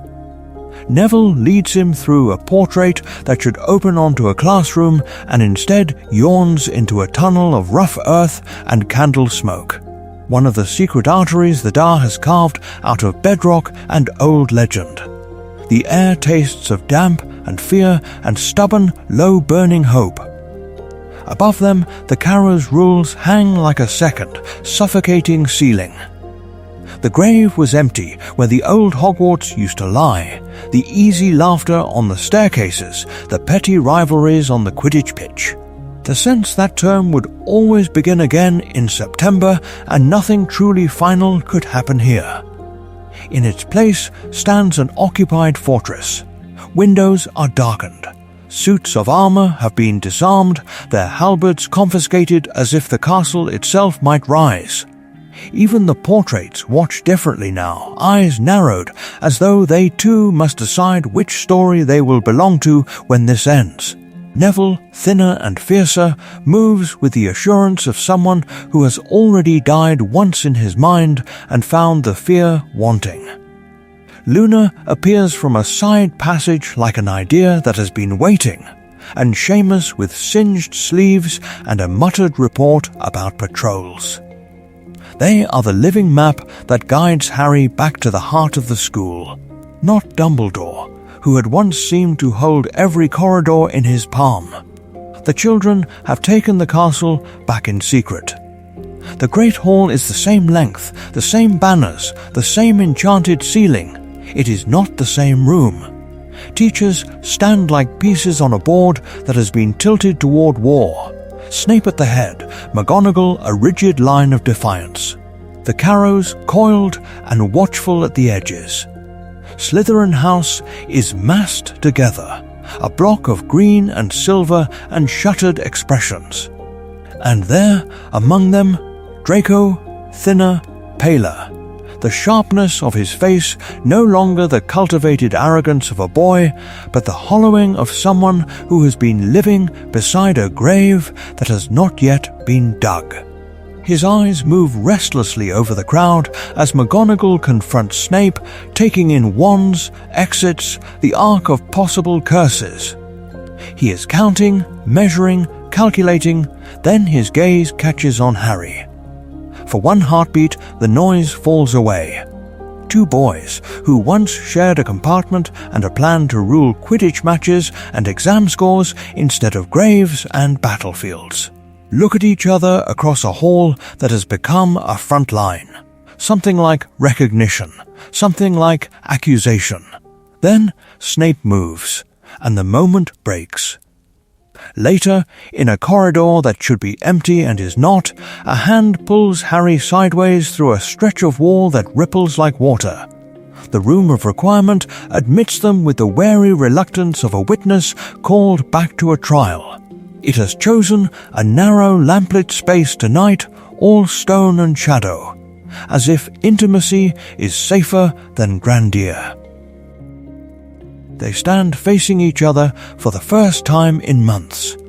No Polyjuice, no masks, no Death Eater balcony above a poisoned tower. Just Harry and Draco, and the weight of everything neither has said. "You're alive," Draco says at last, as though this were not obvious, as though the fact still refuses to settle into the world he knows.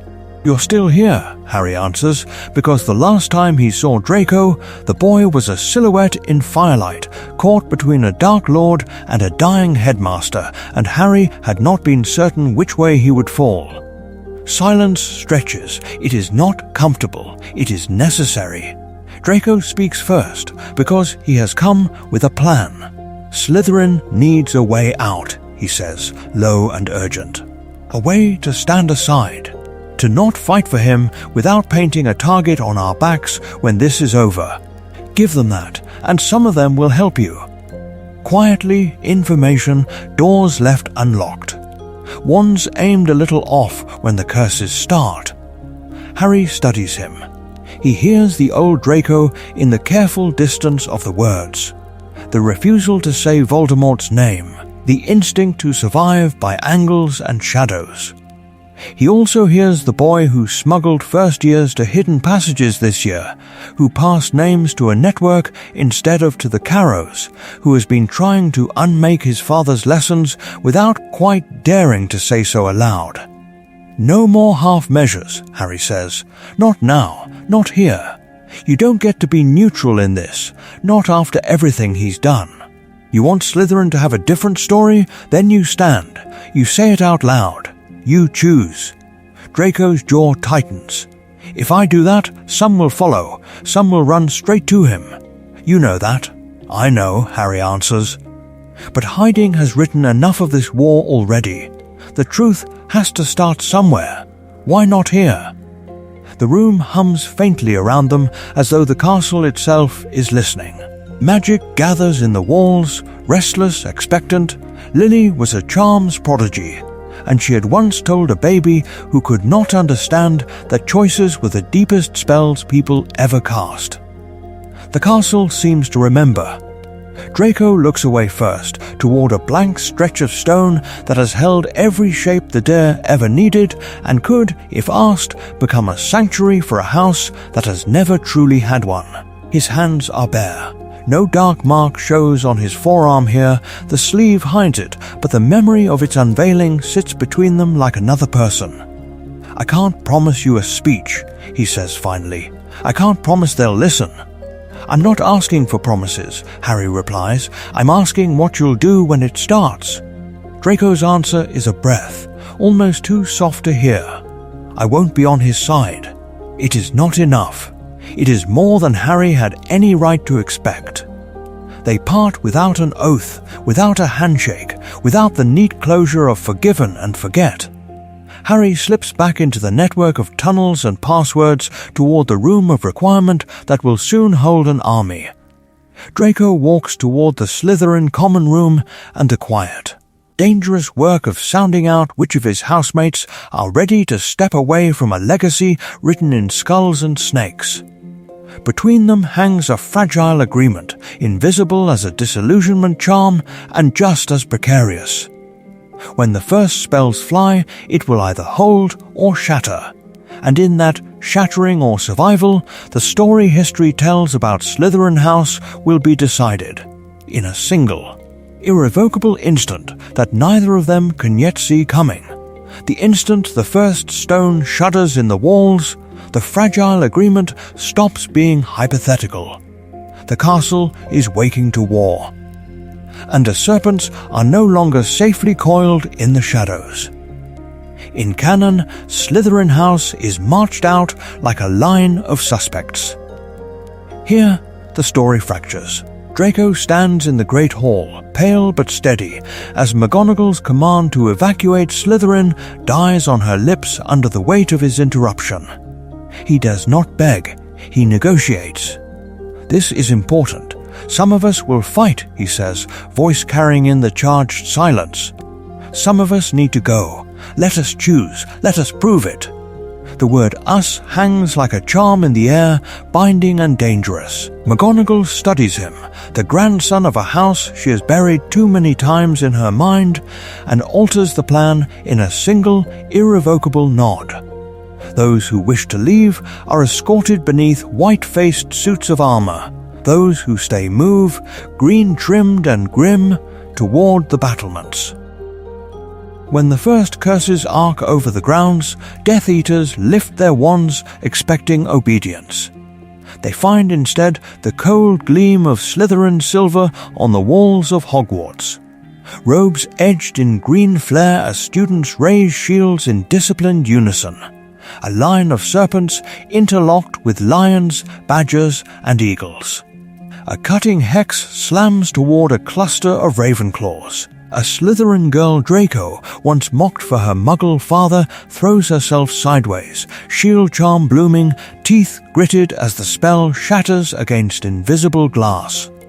On a lower parapet, a killing curse scythes toward a small shape frozen in terror. Draco sees green, but not on the curse. It is the trim of a second year's robes. He does not think. He tackles the boy, shoulder tearing with pain as the curse burns the stone where the child's head had been. The grave was empty in Godric's Hollow. Here, for one heartbeat, another grave almost opens. Draco drags the sobbing boy behind a crenellation and shoves him toward a Hufflepuff who nods once and leads him away. There is a moment, brief, almost unreal, when a Slytherin and a Gryffindor stand back to back against a giant. The air reeks of dust and blood. The giant's club comes down like a falling tower. Twin voices shout, one red, one green, the same blasting curse. The club explodes in a rain of splinters. They do not look at each other. They do not need to. They simply move, together to the next threat. Harry races through this chaos, hunting Horcruxes, and the world he thought he knew keeps breaking under his feet. A pair of Slytherin boys hold a staircase landing, shields overlapping as younger students flee past. A sixth year he remembers sneering on the train kneels beside a fallen Gryffindor, hands slick with blood, whispering instructions Madame Pomfrey taught them.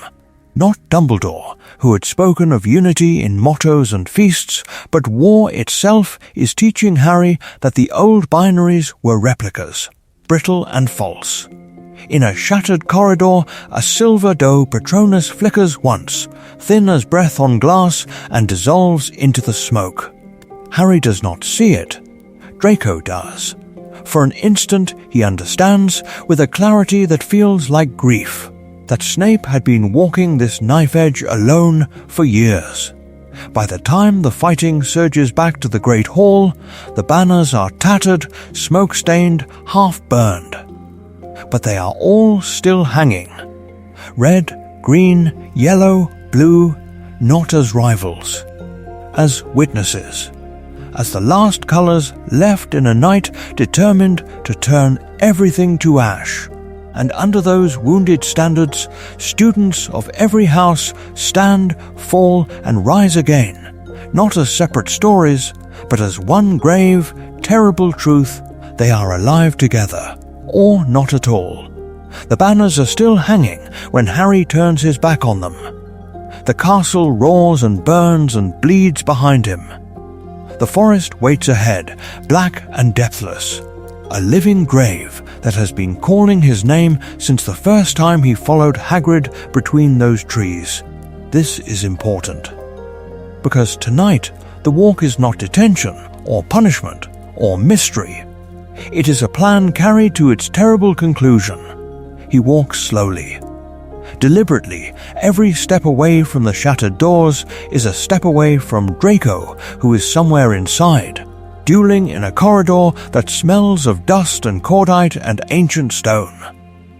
The resurrection stone turns in Harry's fingers like a useless charm, and then the replicas of the dead arrive: James, Lily, Sirius, Remus, pale and translucent, more memory than flesh, and yet more alive to him in this moment than the living he is leaving behind. They do not mention Draco, not Dumbledore, who had lectured him about choices, not Sirius, who had snarled at the very name Malfoy. The forest swallows their words and their footfalls alike. Harry only knows one thing with absolute, unforgiving clarity: he is walking into death so that everyone behind him, including the boy who once sneered at his hand and later learned to take it, might walk out. Inside, Draco does not see the moment that choice is made. He is on a staircase that keeps shifting under the weight of stampeding students, wand arm aching, lungs burning, the taste of metal and ash on his tongue. Spells crack the air. Gargoyles shatter. A Slytherin girl he has never bothered to learn the name of drags a fallen Hufflepuff out of the line of fire, and Draco cannot decide which part of that sight frightens him most. Then everything stops. The silence falls like a charm cast over the whole battlefield. Even the castle seems to hold its breath.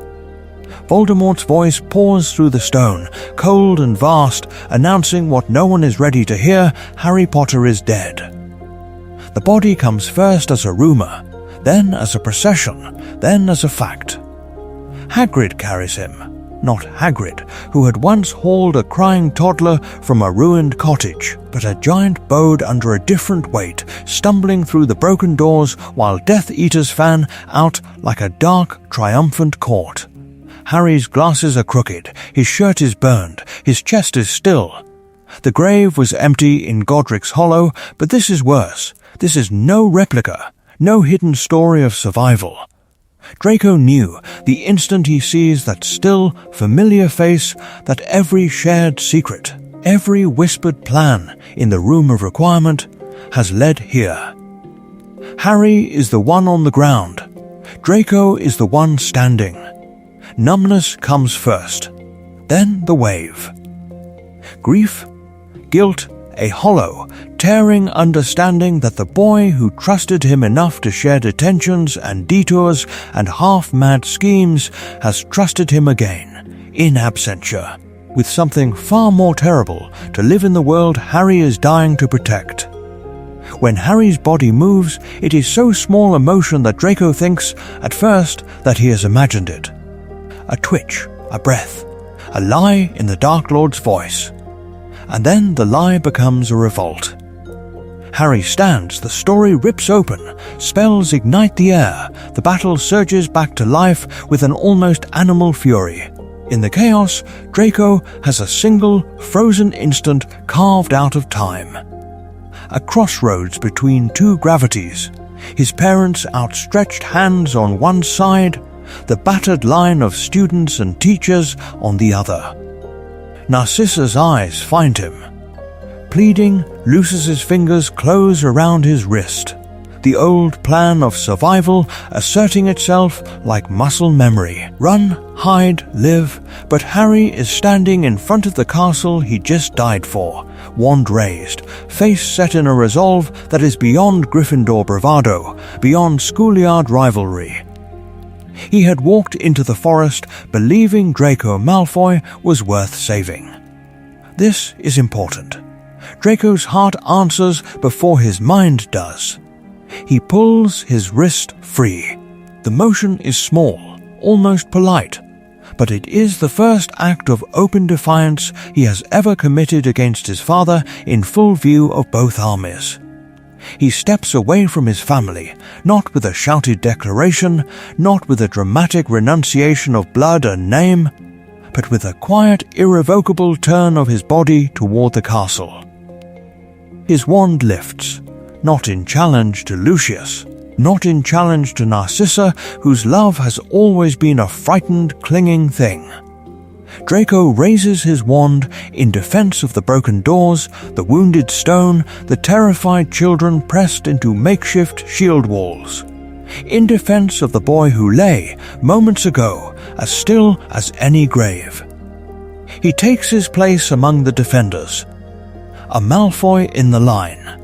And in that instant, under tattered banners and falling dust, the story of Draco and Harry stops being a question of houses and heritage and becomes something simpler and far more dangerous. Two boys who chose the same side, finally, with their eyes open.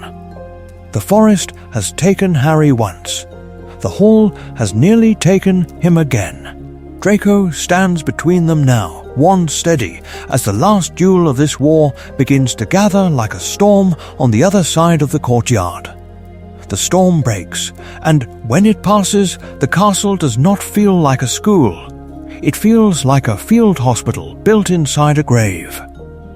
The Great Hall is war-torn, its enchanted ceiling a dim, grey replica of a sky that has forgotten how to shine. House tables have been shoved aside for rows of cots. Blood and potion fumes thicken the air. Ministry officials in dark robes move among the wounded, quills hovering, eyes calculating, already sorting people into categories: hero, victim, accomplice. In one corner, Slytherin students huddle together, green and silver stained with ash, unsure whether they are victors, villains, or merely survivors who were in the wrong house at the wrong time. This is important, because before the trials, before the headlines, the first judgment happens here, in whispers. Not Dumbledore, who had always insisted that Slytherin was not inherently corrupt, is present to shield them now. Not Hagrid, who had once carried Harry out of this hall in triumph, can carry these children out of history's suspicion. Draco stands slightly apart from his house, but not with the victors. His wand has been surrendered. The dark mark on his forearm is exposed where his torn sleeve hangs, no longer a secret initiation, but visible evidence. A brand that says Death Eater even to those who never saw him cast an unforgivable charm. The story of the tower, the manor, the forest lives only in a handful of throats, and most of them are too exhausted to speak. The Aurors arrive with a list. Names are read.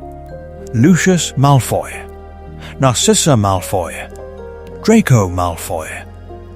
The words fall like a sentence long before any trial is convened. Lucius goes first, rigid with the brittle dignity of a man whose plan has failed so completely he can only cling to posture. Narcissa follows, eyes on her son, the quiet knowledge of what she has already risked for Harry alive in her gaze. Then Draco, wrists bound, flanked by wands, walking past the Gryffindor table where Harry is sitting upright for the first time since the battle. He does not look away. Weeks later, in a high echoing courtroom, that choice becomes a different kind of battle. Draco's hearing is not a spectacle like Lucius's, but the benches are full. Some came to see a Malfoy fall, some came to make sure he does not escape. The dark mark is again the centerpiece, a silent witness on his skin. Then the doors open. Harry enters. The grave was empty in Godric's Hollow. That was one kind of secret. This is another. No one expected the boy who lived to stand for the boy who once called him Mudbloodlover with such practiced contempt. Not Sirius, who had grown up hating the Malfoy name, would have imagined this. Harry testifies. About the chamber, where a second-year Draco chose warning over triumph. About the tower, where the wand in Draco's hand shook harder than the castle stones. About Malfoy Manor, where Draco stalled, misnamed, misidentified, and in those hesitations saved lives. About the quiet rebellion in the corridors of Hogwarts, where Slytherins, led by their prefect, misdirected Carrows and smuggled younger students toward safety. He does not paint Draco as a hero. He paints him as something rarer in war, a boy who was more prisoner than perpetrator, whose ambition had been turned against him, and who, when the story reached its darkest chapter, chose defiance without glory. The political fallout is immediate and vicious. How could mercy be extended to a marked Malfoy when so many graves are fresh? How could it not, if the wizarding world wished to believe that children shaped by dark magic might still be unshaped, reformed, reclaimed? In Draco's divided reception, the Ministry glimpses a possible future for Slytherin itself, not erased but reinterpreted. Its history neither whitewashed nor damned, its ambition redirected rather than denied. So the decision is made. Slytherin House will remain. The banners will hang again. The Sorting Hat will still whisper its old temptations. But its traditions will be rewritten, its patron ghosts joined by living testimony. On probation, wand licensed and monitored, Draco Malfoy is invited back to speak to future Slytherins. He stands beneath the green and silver and talks, not of blood, but of choices, not of power, but of the cost of wanting it too much. Ambition without cruelty, he tells them, is still ambition. It is just harder. The first time he finishes, a small hand rises from the crowd of new robes. A question is asked that no one in that hall, not even Harry, is prepared to answer. We will come to that question. The answer waits 19 years later, in steam and iron and the echo of old departures. King's Cross again, the grave of childhood, and the place it was always reborn. White steam curls around the pillars like summoned ghosts, owls complain in their cages, and the red flank of the Hogwarts Express burns through the mist like a memory that refused to fade. Harry stands on platform 9 3/4 with a scar that has finally learned to be quiet. Beside him, Draco Malfoy stands in green and black, older, lined. The mark on his arm, a private grave he carries under his sleeve. They do not speak at first. This is important. Their silence is not the brittle, frightened hush of boys who did not yet know what war would take.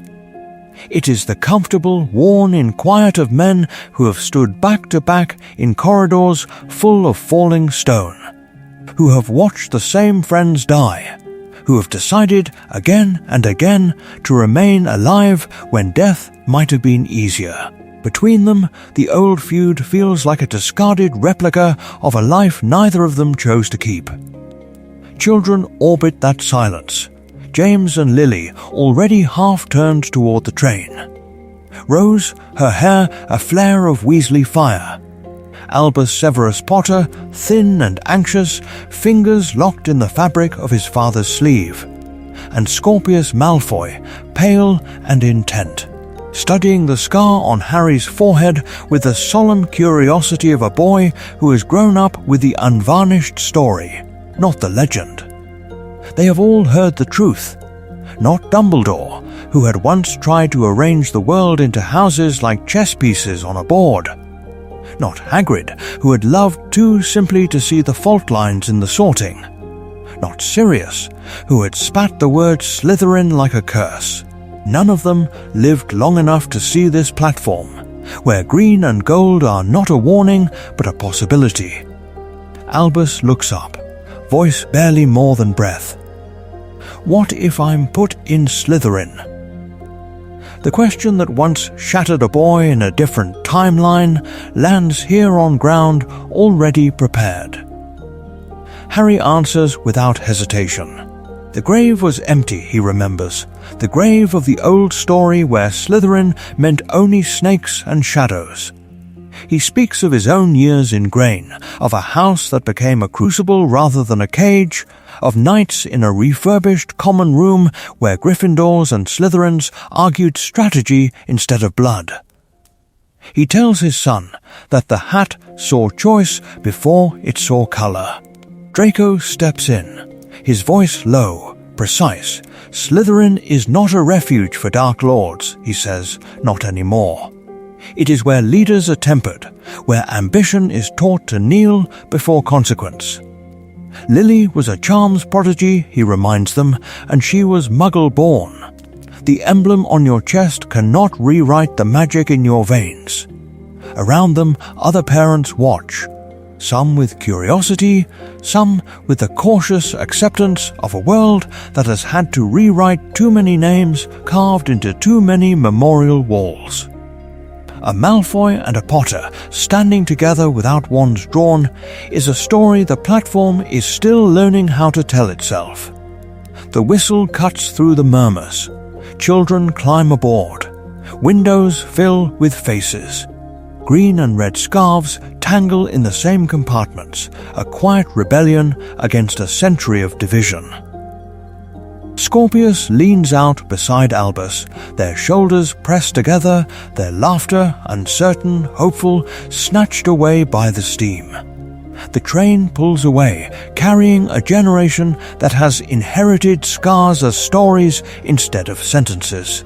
Harry and Draco remain side by side, guardians of a future their younger selves would have called impossible. For a moment, as the last carriage vanishes, it feels as if the platform itself exhales. The plan, whatever it was, has changed. The war did not end at a battlefield. It ends here, in green and gold. And yet, even in this softened light, one question remains unanswered. It is already on its way to Hogwarts, sitting beside Albus and Scorpius, waiting for a new sorting to begin. The train is moving, but something else is shifting too. Not in the tracks, not in the sky above the castle. In Draco Malfoy. This is important. In canon, he is introduced as a boy with a sneer and a name that sounds like a threat, but even there, he is less a moustache-twirling villain and more a barometer. His cruelty rises and falls with the pressure around him. When his father looms large and Voldemort is a whispered promise, he leans into blood purity like armor. When the Dark Lord returns in a body, when the grave is no longer a metaphor but a place where people he knew are buried, his bravado buckles. The grave was empty of real conviction. It is fear that fills him instead. In this alternate story, the barometer starts ticking sooner. Harry does not slap his hand away on the train. He takes it awkwardly, warily, reshaping a moment that once set their rivalry in stone. From that instant, Draco's exposure to Voldemort is not abstract ideology filtered through Lucius. It is the haunted quiet of a boy who has survived a curse, who wakes from nightmares of green light, who flinches at the word mudblood, not because it offends his politics, but because it echoes his mother's murder in someone else's timeline. Standing beside that kind of scarred magic, Draco's inherited certainty begins to rot. He hears about Godric's Hollow from Harry's halting voice, not from his father's contempt. He watches Harry stare at a name on a headstone and understand that a war did not end cleanly. In this version, when Draco repeats pureblood phrases, they land differently in his own ears. They sound like Lucius. They sound like Voldemort. They sound wrong. Cowardice, not malice, has always been Draco's axis. Rowling wrote him as a boy who cannot cast the killing curse, who lowers his wand in a bathroom, who shakes on the astronomy tower. Here, that cowardice is illuminated, not excused. He is afraid of his father's disappointment, of the mark that might burn his arm, of corridors that lead toward the Dark Lord's voice. But now he is also afraid of losing Harry. Courage for him does not arrive as a grand rebellion. It arrives as small, quiet refusals. A warning murmured after potions. A hesitation before a slur. A decision not to laugh when Crabbe and Goyle do. Not Dumbledore, who had orchestrated sacrifices on a cosmic scale, but a frightened boy, choosing not to obey in a single fragile moment. Tying Draco to Harry emotionally changes the cost of empathy for both of them. When Draco sees Hermione in the library, her hands ink-stained, her brilliance undeniable, it is harder to reduce her to a word his father uses. When Harry walks past the manor and feels Draco's terror through a whispered Floo call, it becomes harder to imagine every Death Eater child as an enemy. Betrayal becomes sharper in this light. Any future choice Draco makes to serve Voldemort wounds Harry personally. Loyalty, likewise, becomes dangerous. To stand with Harry is to stand against his own blood. This version of Draco makes explicit what canon only implies: he was always one good friend away from a different life. The tragedy of the war is not only in the bodies on the battlefield, but in how close he came to stepping off that path even without Harry. A missed handshake, a nearly spoken apology in a bathroom, a wand lowered on a tower, replicas of courage that never quite became real. Now, with Harry at his side from the beginning, the barometer swings wildly. The pressure is changing. The question is whether the glass will crack. The glass does not crack. It bends. It warps the image of the boy inside it. Harry Potter in Slytherin is not a golden hero framed in scarlet and gold. He is a shadow at a greenlit table, learning that to survive here he must speak the language of ambition and cunning or be devoured by it. The house that once stood to him as a grave threat now becomes his shelter, his battlefield, his mirror. This is important. In canon, Slytherin is presented to Harry as a simple verdict: bad. Here, the Sorting Hat's whisper becomes prophecy fulfilled. It names in him what Dumbledore once feared to say aloud: resourcefulness, hunger, the willingness to do what must be done. Those traits do not vanish because he is kind. They sharpen because he is hunted. Ambition is no longer something he fears in others. It is a tool he must wield, quietly, in the dormitory where sons of Death Eaters sleep with wands under their pillows. His proximity to darkness is no longer theoretical. He lives beside it. He copies homework from boys whose fathers wear masks. He watches, in potions, as Snape's gaze lingers on him, not as a lion to be punished, but as a serpent to be evaluated, weighed, perhaps recruited.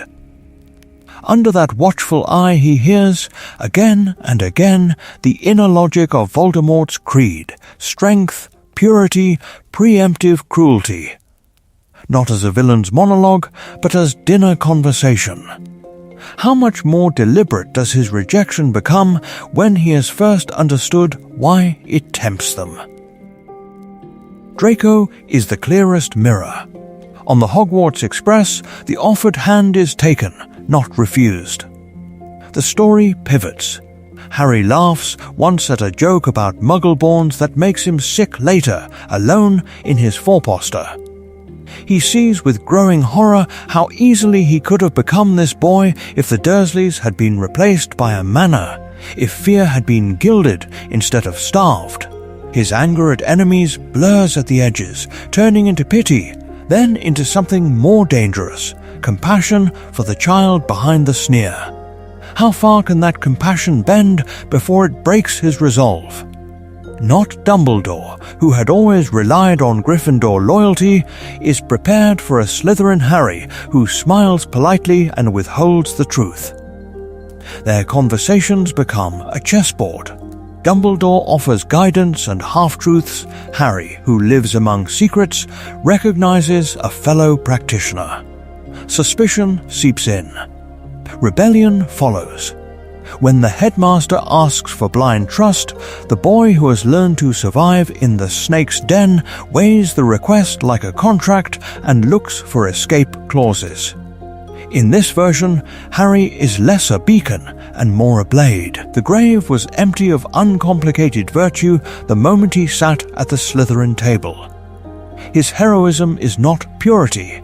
It is the constant, conscious choice to turn his Slytherin traits, his ambition, his cunning, his capacity for calculated mercy, against the Dark Lord instead of kneeling to him. Every victory is edged with the knowledge of how narrowly he did not become the enemy. And beside him, Draco watches, learning that a knife can cut chains as easily as throats. House politics do not change with speeches. They change with inconvenience, with the slow, grinding pressure of a story that refuses to fit the old script. Harry Potter and Slytherin is that inconvenience made alive. This is important.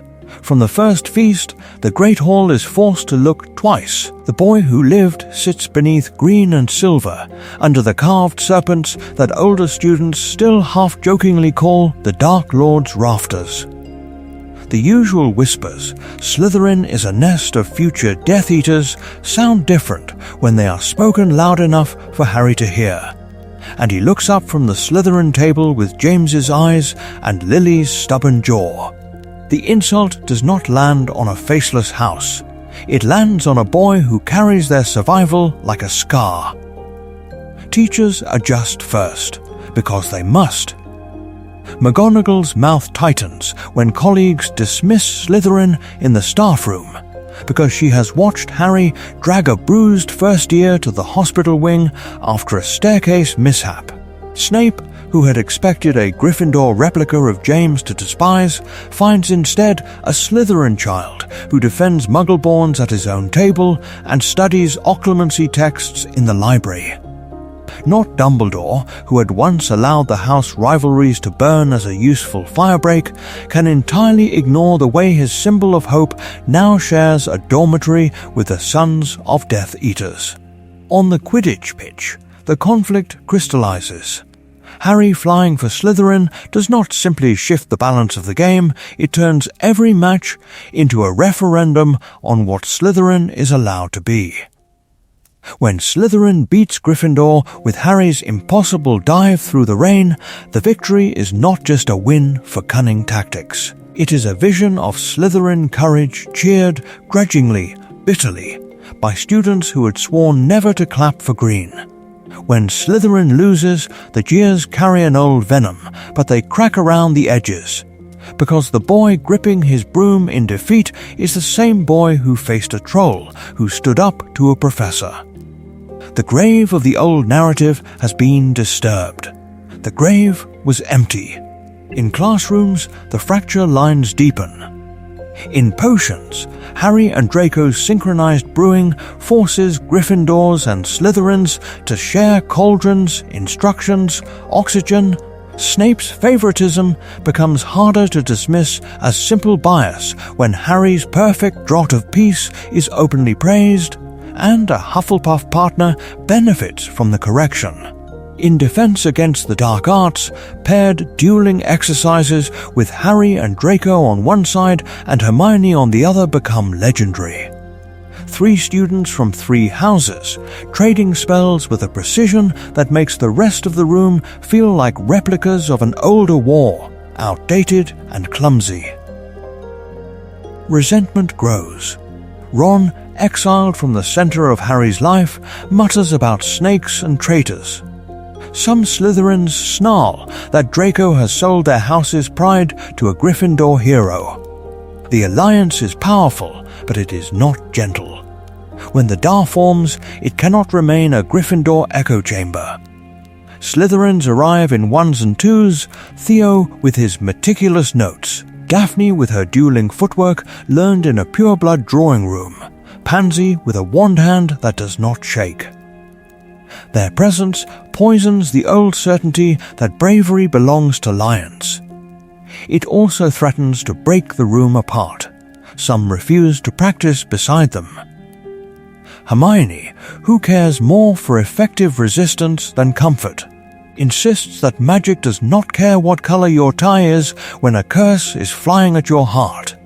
Harry backs her, and Draco stands at his shoulder, pale but unflinching. This is important because by the time the Carrows stalk the corridors and the castle itself feels like a besieged fortress, Slytherin has already been practicing another way of being. Quietly, imperfectly, but persistently. So when the Battle of Hogwarts comes, Slytherin's defense of the castle is not a sudden act of redemption, it is the visible tip of years of subterranean change. Students who once sneered at Muggleborns stand on the battlements beside them. Others smuggle first years through hidden passages instead of surrendering them. Some still flee. Some still betray. But the line of green and silver holding the courtyard is real. And somewhere beneath the thunder of curses and the collapse of stone, a single choice waits. One that will determine whether this fragile new Slytherin survives the night or is buried with the old one under the rubble. The line in the courtyard holds. For the moment. But far from the falling stone and shattering wards, another structure has already collapsed. The invisible architecture of Lucius Malfoy's certainty. His first mistake is elegant, calculated, and utterly logical by his own lights. When whispers reach him that the boy who lived has the look of a Slytherin about him, Lucius does not rage. He plans. Draco will offer friendship on the train, will bring Harry Potter into the orbit of old families and older loyalties. Information will flow home like tribute. Influence will follow. Blood, Lucius tells himself, will prove thicker than any adolescent attachment. This is important. The grave of his ideology is dug the moment Draco sits down opposite Harry and, instead of sneering at Ron's hand-me-down robes, asks a question. What was it really like facing Voldemort as a baby? In canon, that moment curdles into rivalry. Here, it softens into wary curiosity, then into something worse for Lucius than open defiance, genuine regard. The plan is still reported back, of course. Names, impressions, a careful replica of Draco's days at school. But under the polished summaries, doubt begins to move. The more time Draco spends with Harry, the more he sees the cracks in his father's story. He watches Harry defend Hermione, a Muggleborn, with a kind of reckless, instinctive ferocity that no Malfoy lecture has prepared him to despise. He hears about the cupboard under the stairs and realizes that blood status did not protect Harry from cruelty, that the right kind of name did not keep him safe, that magic did not choose its favorites along the lines Lucius had drawn. Then comes the diary. Lucius slips it into Ginny Weasley's cauldron with the same cold confidence with which he once slipped gold into ministry hands. But this time, Draco is not merely a spectator to his father's schemes. He sees Harry nearly die in the chamber, he sees a basilisk fang punch through the cursed object that carried a fragment of his master's soul. The charm fails. The plan fails.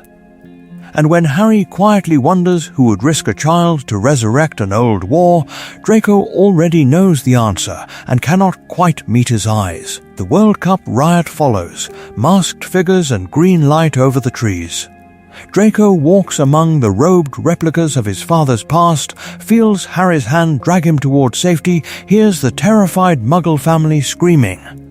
Not Dumbledore, who had preached tolerance from a distance.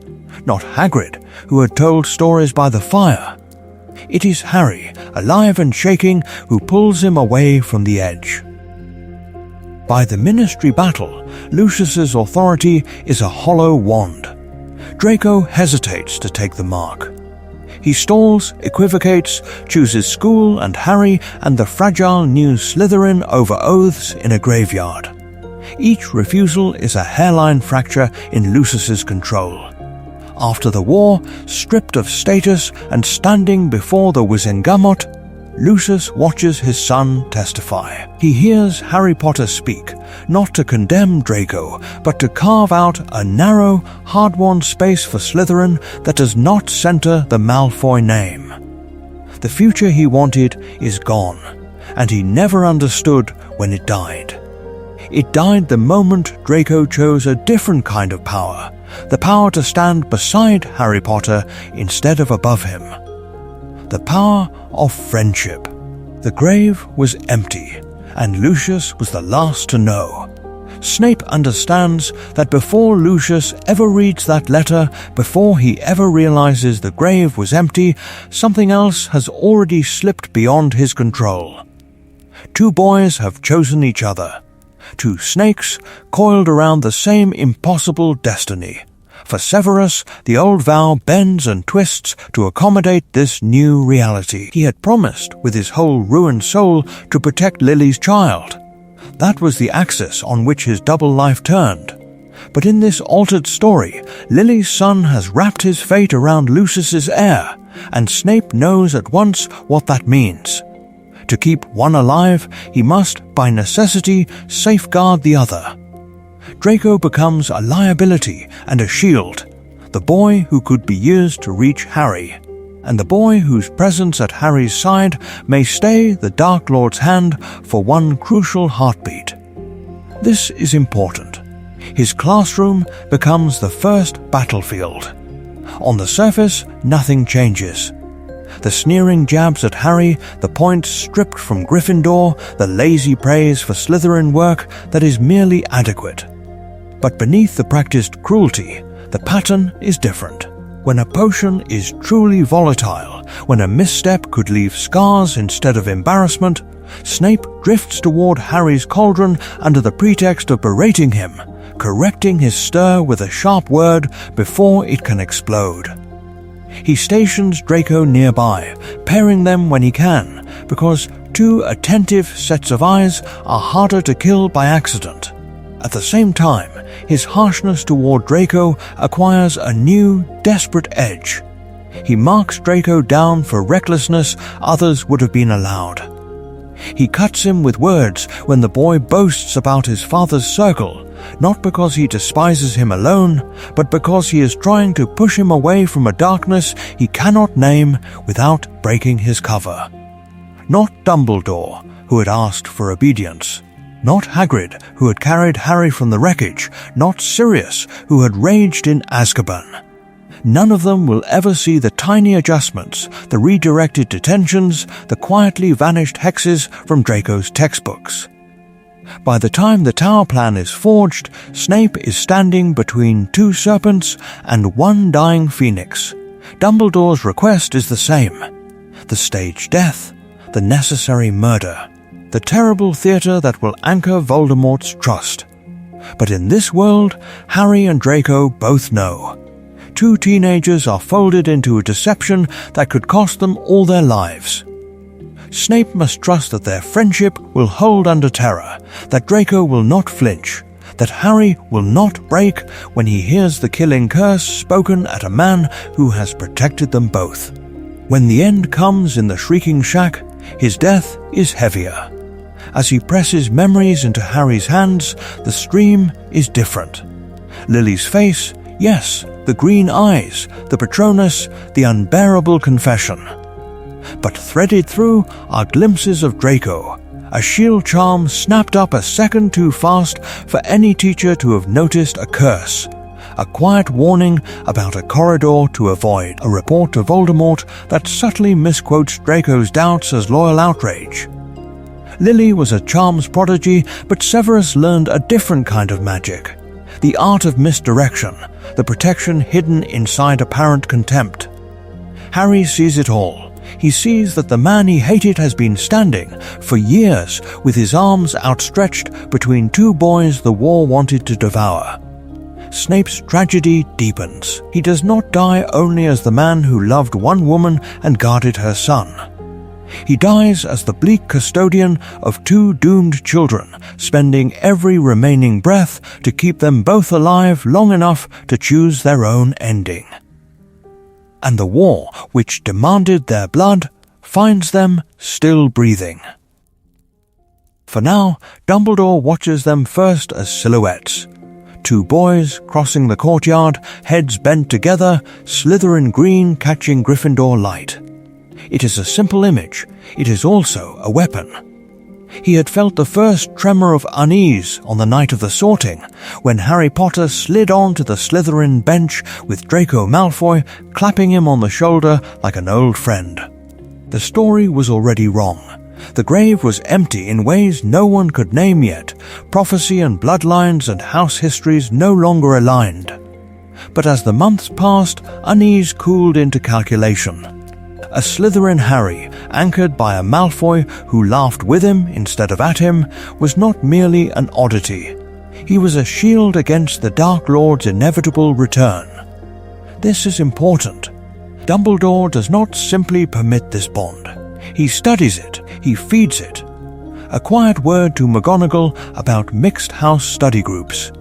A pointed request to Snape to temper his instincts where Mr. Potter and Mr. Malfoy are concerned.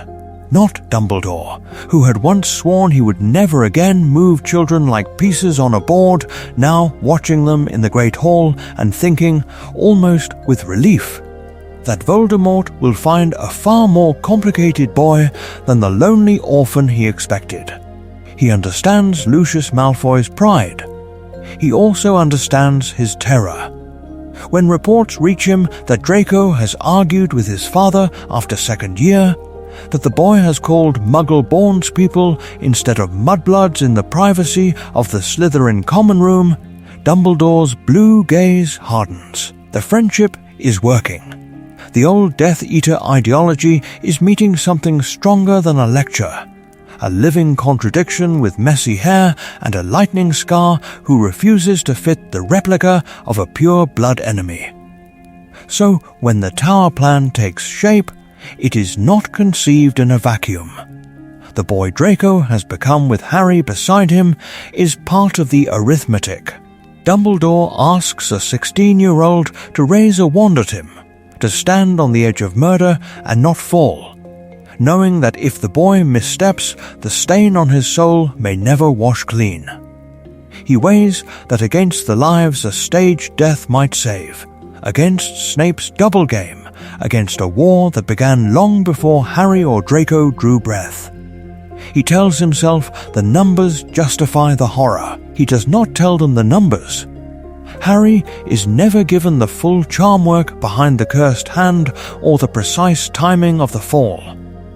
Draco is never told how completely his failure has been planned for, how much Dumbledore relies on the affection between two frightened boys to keep either from delivering a true killing blow. Their love for each other becomes the invisible ward around the tower, the unseen magic Dumbledore is betting his life upon.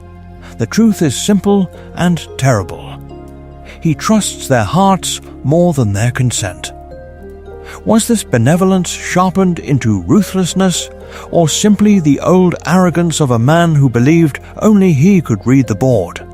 The question hangs over the battlements with the headmaster's falling body, and it does not land when he does. Because the last, most dangerous part of his plan has not yet been revealed. The last part of his plan is not a spell, it is a boy.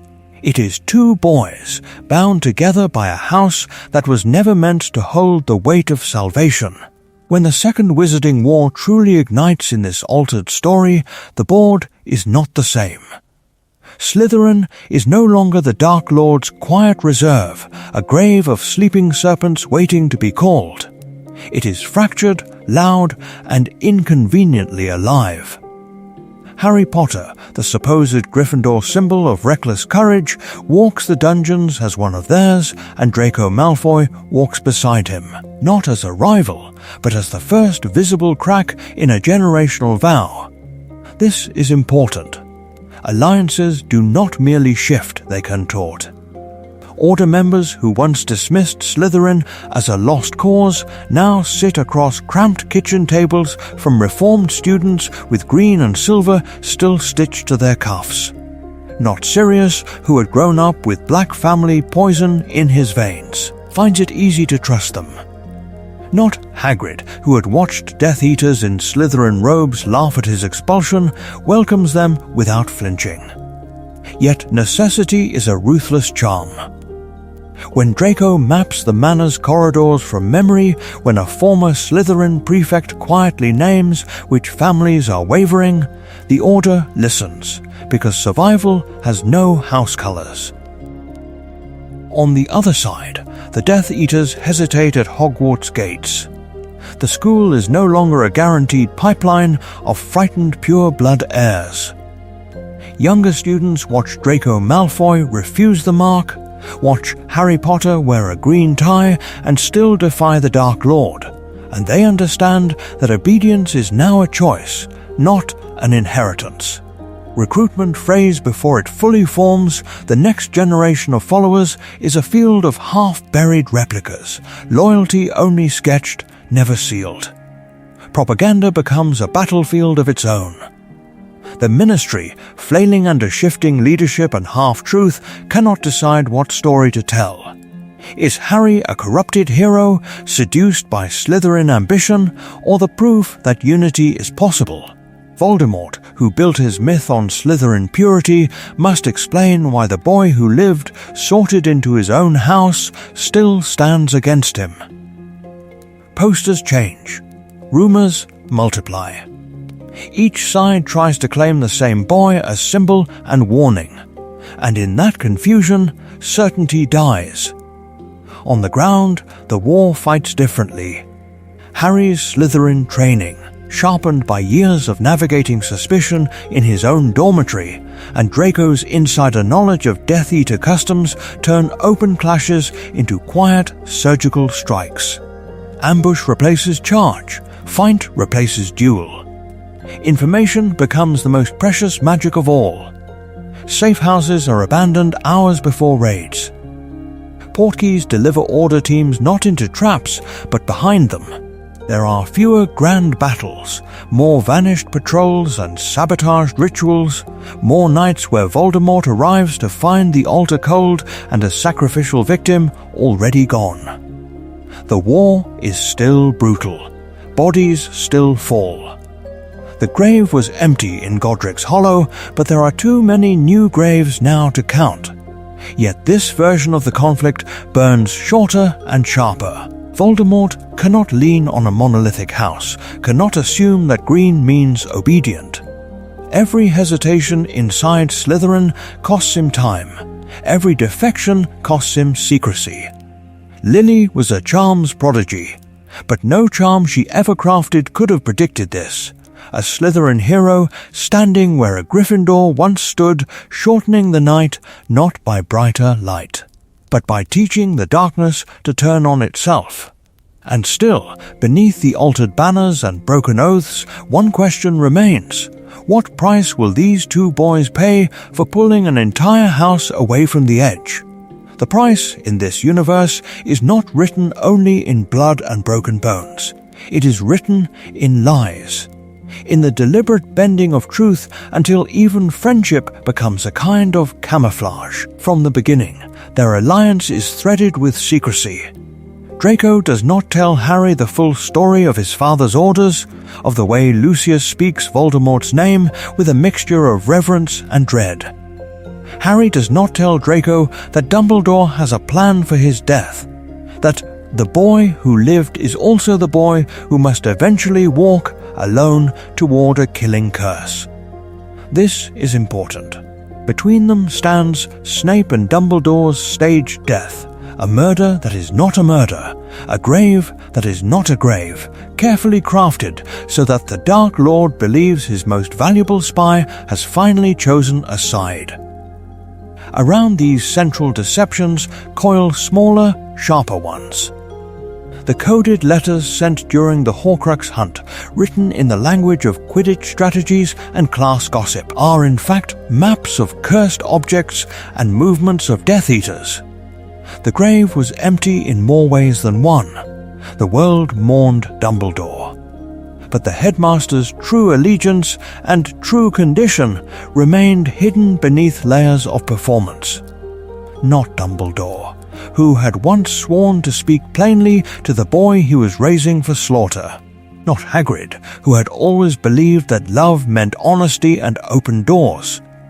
In this version of the story, even love learns to speak in cipher. The benefits are undeniable. Each lie buys time. Each half-truth misdirects attention. Lives are saved because Draco keeps silent at the manor, because Harry pretends not to recognize the wand in his enemy's hand, because Snape's apparent betrayal seals his access to Voldemort's inner circle. Spies remain alive. Safe houses are not raided.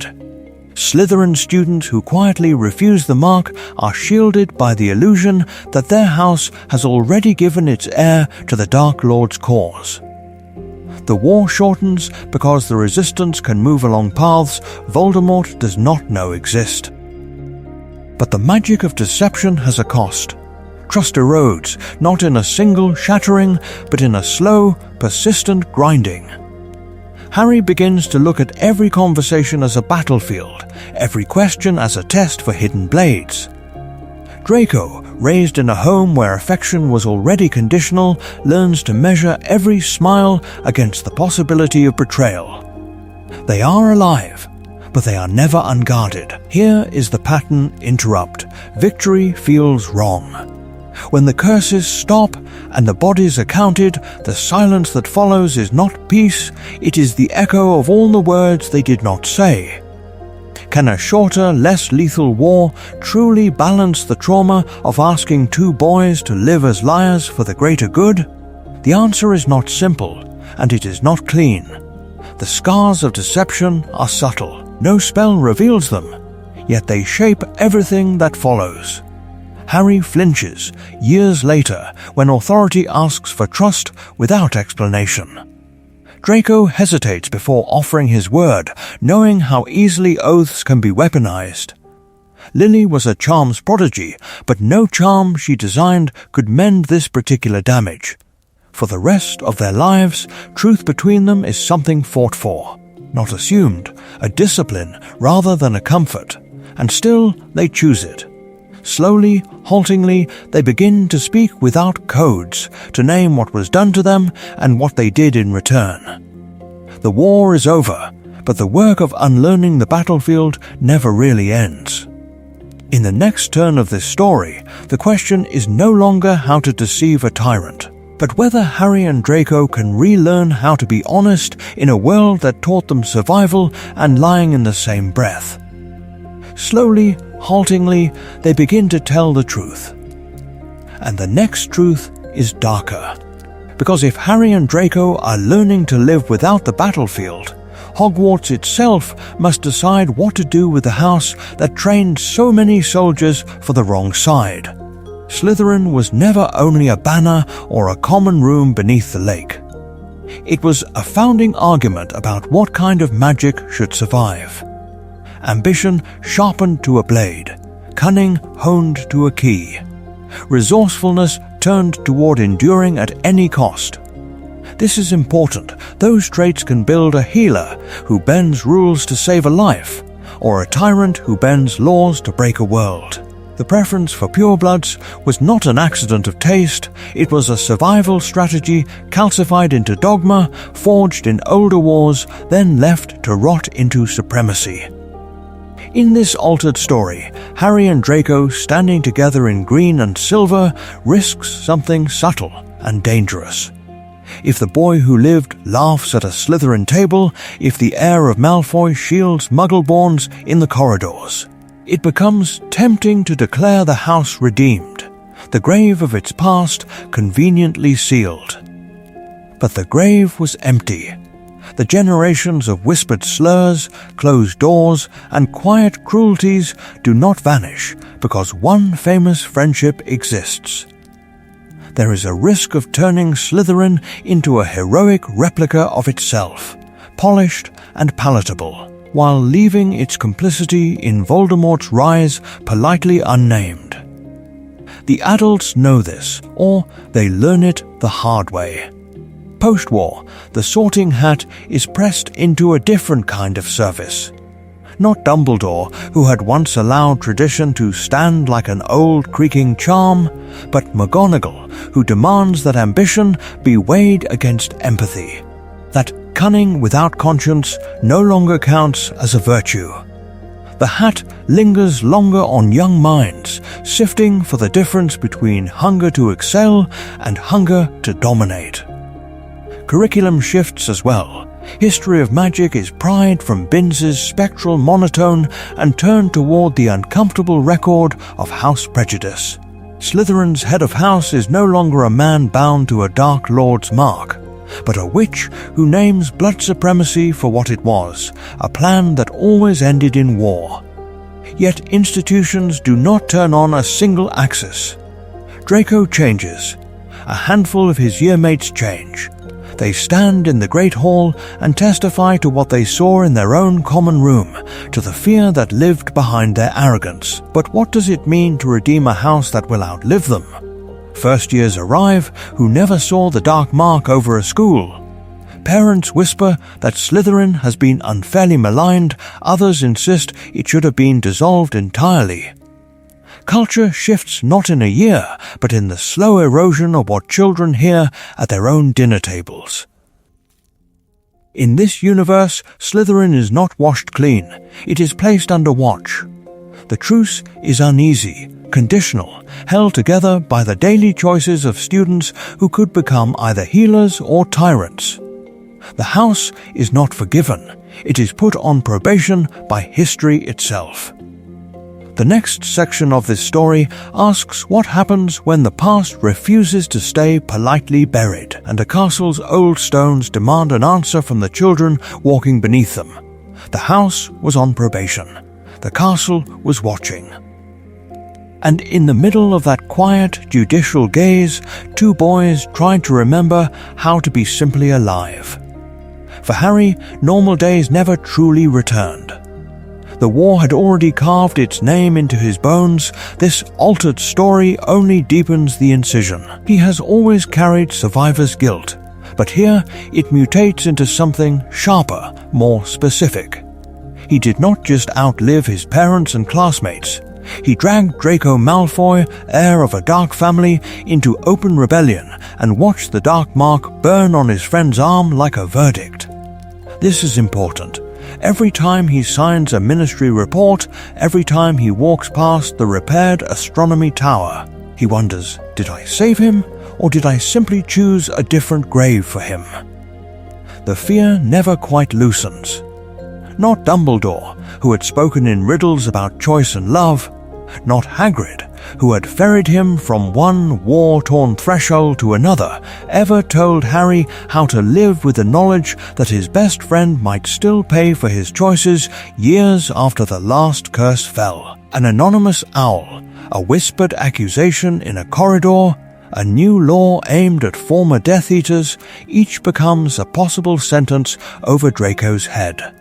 Harry's victories feel like replicas of peace, fragile charms laid over something still seething beneath. Draco's scars run in the other direction, backward through time. He wakes from sleep tasting dust and blood, hearing the echo of Myrtle's bathroom pipes, seeing the chamber door that never opened for him but might have, if he had taken a different step. The tower is worse.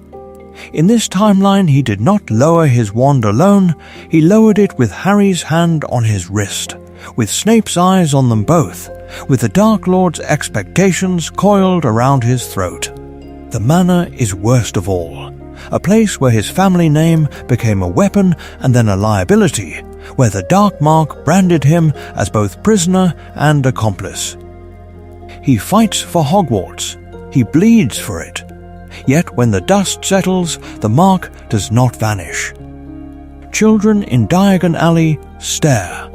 Older witches fall silent when he enters a room. The truth of what he did in the war is complicated. The story people prefer is simple. Once a Malfoy, always a Malfoy. After the war, their friendship stretches, thins, almost snaps. Harry buries himself in aura work. Draco retreats into research and wardcraft, learning the kind of precise, defensive magic Lily was a charms prodigy would have admired. Months pass with only formal notes about ministry hearings or property disputes. Then an anniversary arrives, the battle, Dumbledore's fall, the night the manor fell, and they find themselves in the same pub, or the same corridor, unable to breathe under the weight of memory unless the other is there. How do you attend a Quidditch match when you have flown under killing curses together? How do you raise children when your adolescence was spent lying, killing, almost dying for each other? Harry watches James Sirius and Albus race toy brooms and thinks of Draco shaking hands in the hospital wing. Draco hears Scorpius laugh and remembers Harry's hoarse voice in the dark, promising, without any plan at all, that he will get them both out alive. Their friendship is a refuge, but also a wound that never quite closes. The grave was empty for them both, not because no one died, but because the war refused to stay buried. They cannot escape what they were to each other in those years.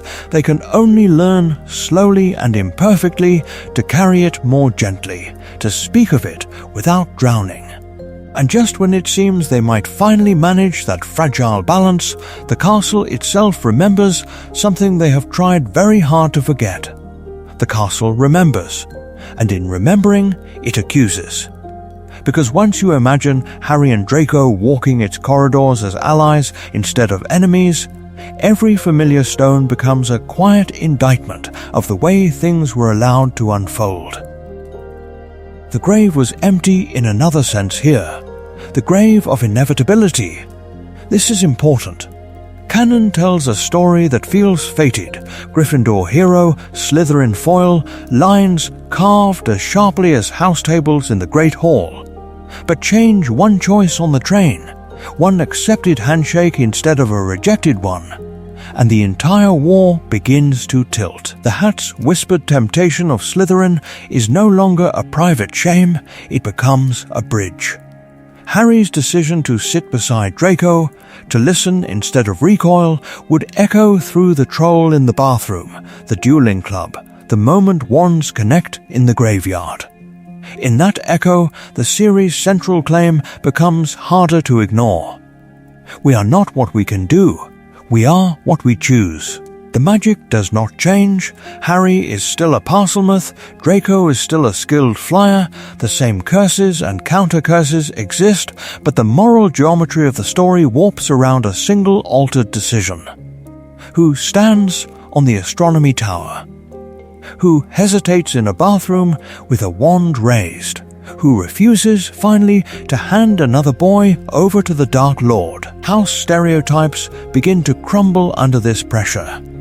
Not Dumbledore, who had spoken in lofty abstractions about unity, but the reader is now forced to confront their own quiet certainty that Slytherin means danger. That green and silver at the edge of a frame signals threat. When Harry trusts Draco, the camera of the narrative shifts. Slytherin common room conversations are no longer distant rumors, they are scenes we inhabit. The hissed jokes about blood purity, the way some students flinch and some laugh, become evidence rather than atmosphere. We must ask, how much of what we thought we knew was simply Harry's fear, given the weight of truth? Empathy, once extended, refuses to remain confined. To see Draco's interiority, his rehearsed cruelty, his private nausea afterward, his first faltering arguments with Lucius over the plan for the boy who lived, is to reopen every so-called villain in canon. If Draco can unlearn, can Crabbe, Can Regulus, whose grave is unmarked? Can Snape, whose bitterness looks different when a Slytherin boy quietly protects the child he was ordered to despise? And then the rereads. The train ride is no longer a quaint beginning, but a crossroads you cannot unsee. The sorting becomes unbearable suspense. Does the hat dare place them together? The dueling club is transformed into a moment where partnership might have replaced humiliation, where a shared discovery of Parseltongue could have forged confidence instead of isolation. Each scene becomes a replica of itself, visually identical, emotionally altered. This alternate friendship does not replace canon. It functions like a pensieve. We lower our face into the basin of the familiar story and watch memories swirl, reordered, until different truths rise glittering to the surface, insisting that nothing about this war was ever as simple as lion versus serpent. And the castle, having remembered, is not finished speaking yet. The castle remembers, and in that remembering it turns its gaze on the most unlikely fulcrum of all, a friendship that should never have existed. What if the boy raised to sneer at scars, and the boy marked by one became each other's anchor instead of each other's grave? Friendship, in this altered story, is not soft. It is a binding charm cast in a moment on the Hogwarts Express when Harry takes Draco's offered hand, not as surrender, but as experiment.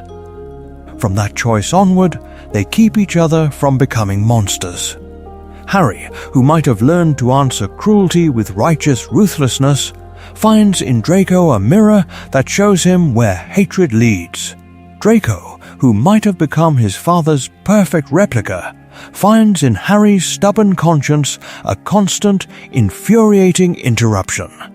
This is important, because the same bond that steadies them also drags them into storms they might have sailed past alone. They are nearly devoured by the Chamber of Secrets together, not as enemies, but as two boys following threads of a mystery that coils too neatly around Slytherin House. They stand too close to the Triwizard Maze, too close to the graveyard where Voldemort rises, because loyalty pulls Draco toward Harry's danger as surely as fear pulls him back toward his father's plan. Loyalty here cuts both ways. It is the promise that Harry will not abandon Draco even when Slytherin hisses in the corridors, and the promise that Draco will not betray Harry even when a dark mark burns. But every promise has a cost. Not Dumbledore, who had once trusted that houses would sort the brave from the cowardly, could have predicted a Slytherin heir choosing a Gryffindor friend over a pure blood legacy. Not Hagrid, who had muttered about bad blood, could have foreseen Draco standing between Harry and his own father's wand. Not Sirius, who had carried his hatred of the Malfoy name like a second prison, would have easily accepted that this particular Malfoy might bend without fully breaking.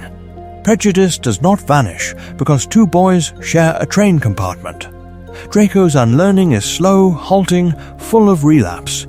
He still flinches at the word mudblood before he stops saying it. He still parrots his father's fears before he recognizes them as fears. Love, or something like it, is a catalyst, not a cure. The grave was empty of simple redemption. What remained was work, apology, and the knowledge that some people would never forgive him, even if Harry did. Sacrifice, too, is rewritten. In canon, Harry walks alone into the forest. In this world, he tries to, and Draco follows anyway. Not for Dumbledore, not for Voldemort, but for his best friend. He risks his family's safety when he quietly misdirects Death Eaters in the corridors. He risks his soul when he refuses to identify Harry at the manor. He risks his house's future when he turns Slytherin from a refuge for cowards into a shield for children who do not want this war. So, we return to the opening question. What if your worst enemy became your best friend? And what if that fragile, contested friendship was the only thing standing between your world and the Dark Lord's victory? The magic that matters most in this version is not a prophecy, not a wand, not even a sacrificial protection.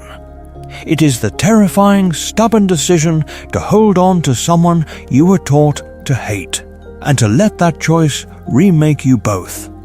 And the war, sensing this shift in its foundations, begins to change its shape in response.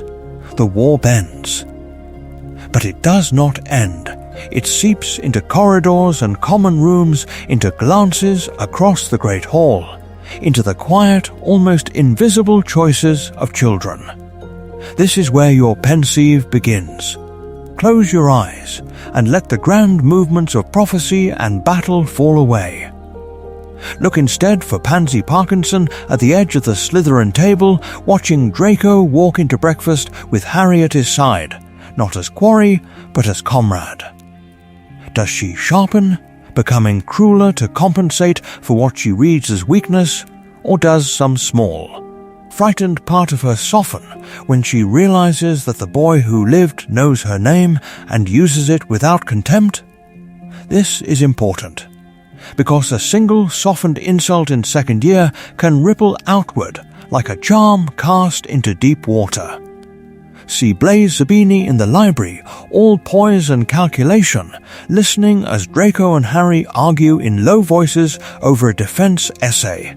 Does Blaise laugh and walk away, or does he sit down, test the air, and discover that Gryffindor courage and Slytherin caution together make a plan that might actually keep them alive? Not Dumbledore, who had orchestrated wars from a tower, but Blaise, who simply wants to survive them, quietly choosing where to stand. Shift your gaze. Neville Longbottom in Herbology, hands in the soil, looks up to find Draco Malfoy asking, with strained politeness, how Aconite behaves under frost because Harry insists they get the answer right. Does Neville's voice steady when he realizes Draco will actually listen? And Luna Lovegood in the corridor, head tilted, watching the two boys walk past in step, does she see, before anyone else, that the story is changing? That the grave of the old house Lyons is not as solid as it seems? That the grave was empty all along? Now let the camera widen to the set pieces you think you know. The Yule Ball, but Harry descends the staircase in green and silver trim, a quiet echo of Slytherin at his cuffs, Draco at his shoulder like a mirrored replica of a prince he was raised to be. Slughorn's parties, where the professor delights in presenting his new double act, Potter and Malfoy, living proof that old blood and new legend can occupy the same room without drawing wands. Detention in the dungeons, Snape forced to supervise both boys copying lines, his own plan fraying as their whispered truce grows teeth. In the margins, threads tighten. Draco and Hermione, reluctant allies over arithmancy charts and house elf rites, learning that intellect is its own kind of magic. Ron, who knew from the first train ride what it meant to be chosen or passed over, walking the long road from jealousy to a grudging, unshakable respect. Ginny, loving a boy whose best friend is a Malfoy, measuring whether her heart can bear that paradox and deciding again and again that it can.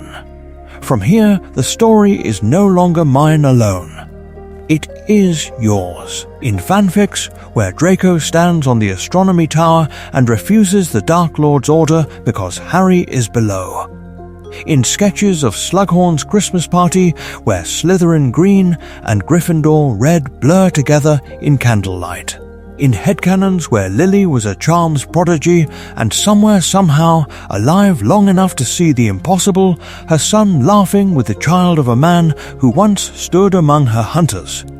The power of what if does not lie in a single definitive answer. It lives in the spaces canon left unwritten, in the shared decision to step into that darkness with a wand raised and say, there is more here, and together we will find it It began with a boy on a train and a hand he almost did not take. It began with a name spoken without scorn, Malfoy. This is important. When we return to that narrow corridor of the Hogwarts Express, the air smells of sweets and steam and something far older, the first turning of a war. In canon, Harry rejects Draco and chooses Ron, and a line is carved between tables before he ever sees the Great Hall. Here, the grave of that moment is empty. The rivalry that should have been buried there never quite comes alive. From that altered handshake, the magic of the sorting shifts. The hat, which once hesitated, does not now. Harry goes to Slytherin, not as a traitor to himself, but as a replica of what he might have been if someone had told him ambition was not a curse. Draco sits beside him, pale and proud and secretly terrified, and the house that canon condemned becomes the crucible for a different story. The Chamber of Secrets opens, and the descent is no longer solitary. Two boys go down instead of one, their wands shaking, their footsteps echoing against wet stone. In the graveyard, when Voldemort rises from the cauldron and offers Draco a place at his side, the temptation is not abstract, it has Harry's name carved into it. On the astronomy tower, the unbreakable vow does not hang over a single trembling arm, but becomes a pact whispered in a dark corridor, a plan to stall, to sabotage, to survive. At Malfoy Manor, the hesitation is everything. Draco's wand points at a boy he knows too well, at a friend whose laugh has filled his common room, whose sleep he has watched from the other side of the dormitory, counting the breaths that proved Harry was still alive. He lowers his hand. Not Dumbledore, who had once believed Slytherin beyond redemption. Not Hagrid, who had always feared that house's shadow. Not Sirius, who had grown up among those serpents and fled them. None of them could have predicted the final defense of Hogwarts, fought with green and gold interlaced through red and gold, Slytherin banners charred but standing. Beneath every divergence lies the same emotional thread, two boys learning, again and again, that loving someone on the other side of a war is both the most dangerous and the most human thing they can do. They lie for each other, they break for each other, they stand in front of curses meant for the other's chest. And still the costs remain. The castle bears scars. Names are etched into stone. There are bodies for whom no alternate timeline can find a path back. War leaves ruins, it does not ask whom you befriended on the train. This is important, because this what-if does not exist to fix canon, to polish its grief until it gleams. It exists to illuminate it, to show how fragile its events are, how much hangs on the smallest of human choices, how a single offered hand can redraw the borders of a battlefield. So when the train pulls into King's Cross at war's end and two young men step onto the platform side by side, the question is not simply what changed, it is what still had to burn, even here. And in the next breath we will follow that fire to the one place even this gentler timeline cannot quite save. Because if one altered train ride can carry Draco Malfoy to Harry's side instead of his throat, then every scene you remember from the canon story becomes a doorway, not a wall. This is important. Each moment is a hinge the world turns on, and in a place like this, those hinges can be moved. So let the question linger with you for a breath. In this entire alternate war, which moment cut deepest? Was it Draco offering his hand in the compartment, and Harry, this time, taking it? Was it a Slytherin seeker pacing the astronomy tower because his best friend was marked for death below? Tell them. In the quiet beneath the video, in the comments, name the instant in this AU that would not let you look away. And then name the canon scene you most want to see fractured and remade through this darker, slower, more intimate lens. Perhaps it is the dueling club, with Harry and Draco learning to stand back to back instead of opposite. Perhaps it is the bathroom where a broken boy once cast Sectum Sempra, rewritten as the place where he finally confesses the task the Dark Lord has given him. Perhaps it is the Battle of Hogwarts itself, when a Slytherin heir chooses to stay. The grave was empty in Godric's Hollow. The page can feel just as hollow here, waiting for a different kind of truth to be written into it. And if you know someone who has argued for years about Slytherin and the Sorting Hat, about whether Draco was always doomed or simply misled, let this not remain a solitary watch. Send this story to them, not as an answer, but as an invitation. Let the what if become a conversation in living rooms and late-night messages between those who always knew Harry could have worn green and silver, and those who never believed a Malfoy could stand anywhere but at Voldemort's side. From here, the tapestry can spread in any direction. What if Severus Snape, not the Dursleys, raised Harry, and the boy who lived grew up in a house saturated with remorse and old magic? What if Voldemort truly won at the Ministry, and the Order's last stand happened not in a castle, but in the shadow of a single shattered prophecy? What if the words on that prophecy pointed at Neville instead, and Harry became the weapon built in the background? Offer those threads. Or others. Lay them down in the comments so the next story can find its shape. If you wish to walk further into these kinds of worlds, you may choose to stay. Subscribing here is not about numbers, it is about gathering the quiet, persistent few who are willing to sit with difficult questions and tragic possibilities to ask not only who survived, but at what cost. Because the wizarding world is fixed on the page, the ink has dried. But in our minds, and in spaces like this, it can still shift, fracture, and reveal new truths every time we ask, almost under our breath. What if Harry had turned left instead of right, taken a hand instead of refusing it, lived with a different boy at his side when the war finally came? So we go back one last time to the beginning. The compartment is empty now. The cushions on the Hogwarts Express sit in the soft blue of approaching dusk, still faintly indented where two 11-year-old boys once leaned toward each other, eyes bright with a future neither of them could yet name.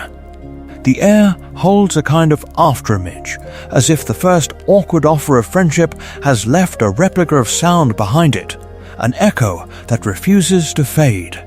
This is important, because in the story we were given, Harry walks past that echo. He steps away from Draco's outstretched hand, sits opposite a red-haired boy with dirt on his nose, and history hardens into shape around that tiny, ordinary choice. A house rivalry is born. A war begins to sort its pieces. The grave of what might have been is dug before the train has even reached the castle. But in this other telling, the grave was empty. The moment did not die, it split. In one branch, the boy who knew hunger and the boy who knew entitlement share chocolate frogs and wary questions about Voldemort. In another, the door slides shut on any chance that Slytherin and Gryffindor might have learned to speak the same language before the dark mark ever burned on anyone's arm. The compartment remembers both. The scuffed floor where trunks scraped, the window where rain once traced slow, uncertain lines, like a charm trying to decide which way to flow. The place on the seat where a pale hand hovered just a little too formal, and where another hand either met it or did not. Not Dumbledore, who had spent decades preaching about unity, could feel how fragile it all was in that instant. Not Hagrid, who had led Harry down Diagon Alley, knew that the boy's next choice of companion might decide which house stood with him when the castle burned. Not Sirius, who had lost almost everything to one wrong assumption, understood that another boy, another Malfoy might yet be pulled back from the edge by something as simple as being chosen. This is the quiet terror of history. It is built on decisions that look small while they are still alive. A seat taken or refused. A name accepted or rejected. A friendship allowed to grow long enough to make betrayal unthinkable, or cut short so that enmity can root instead. Magic moves through these seams. So does war. And so the question turns, gently, away from Harry and Draco and toward the Watcher on the other side of the glass. In your own life, which hand did you not take? Which possible ally did you sort too quickly into the wrong house and never reconsider? What would your story look like if one enemy had become the person who stood beside you when everything finally fell apart? Outside, the whistle sounds, distant and lonely. The corridor empties. The compartment door slides shut with a soft, decisive click, sealing in all the versions of that first conversation. All the paths that will never be walked. The screen holds on the empty seats for a heartbeat longer, then lets the light drain away until there is nothing left but darkness, the fading rhythm of wheels on distant tracks, and the echo of a single unanswerable what if. Let it sit with you when the image is gone. Then, when the silence feels full enough, open your own door and decide, this time, whom you will sit beside.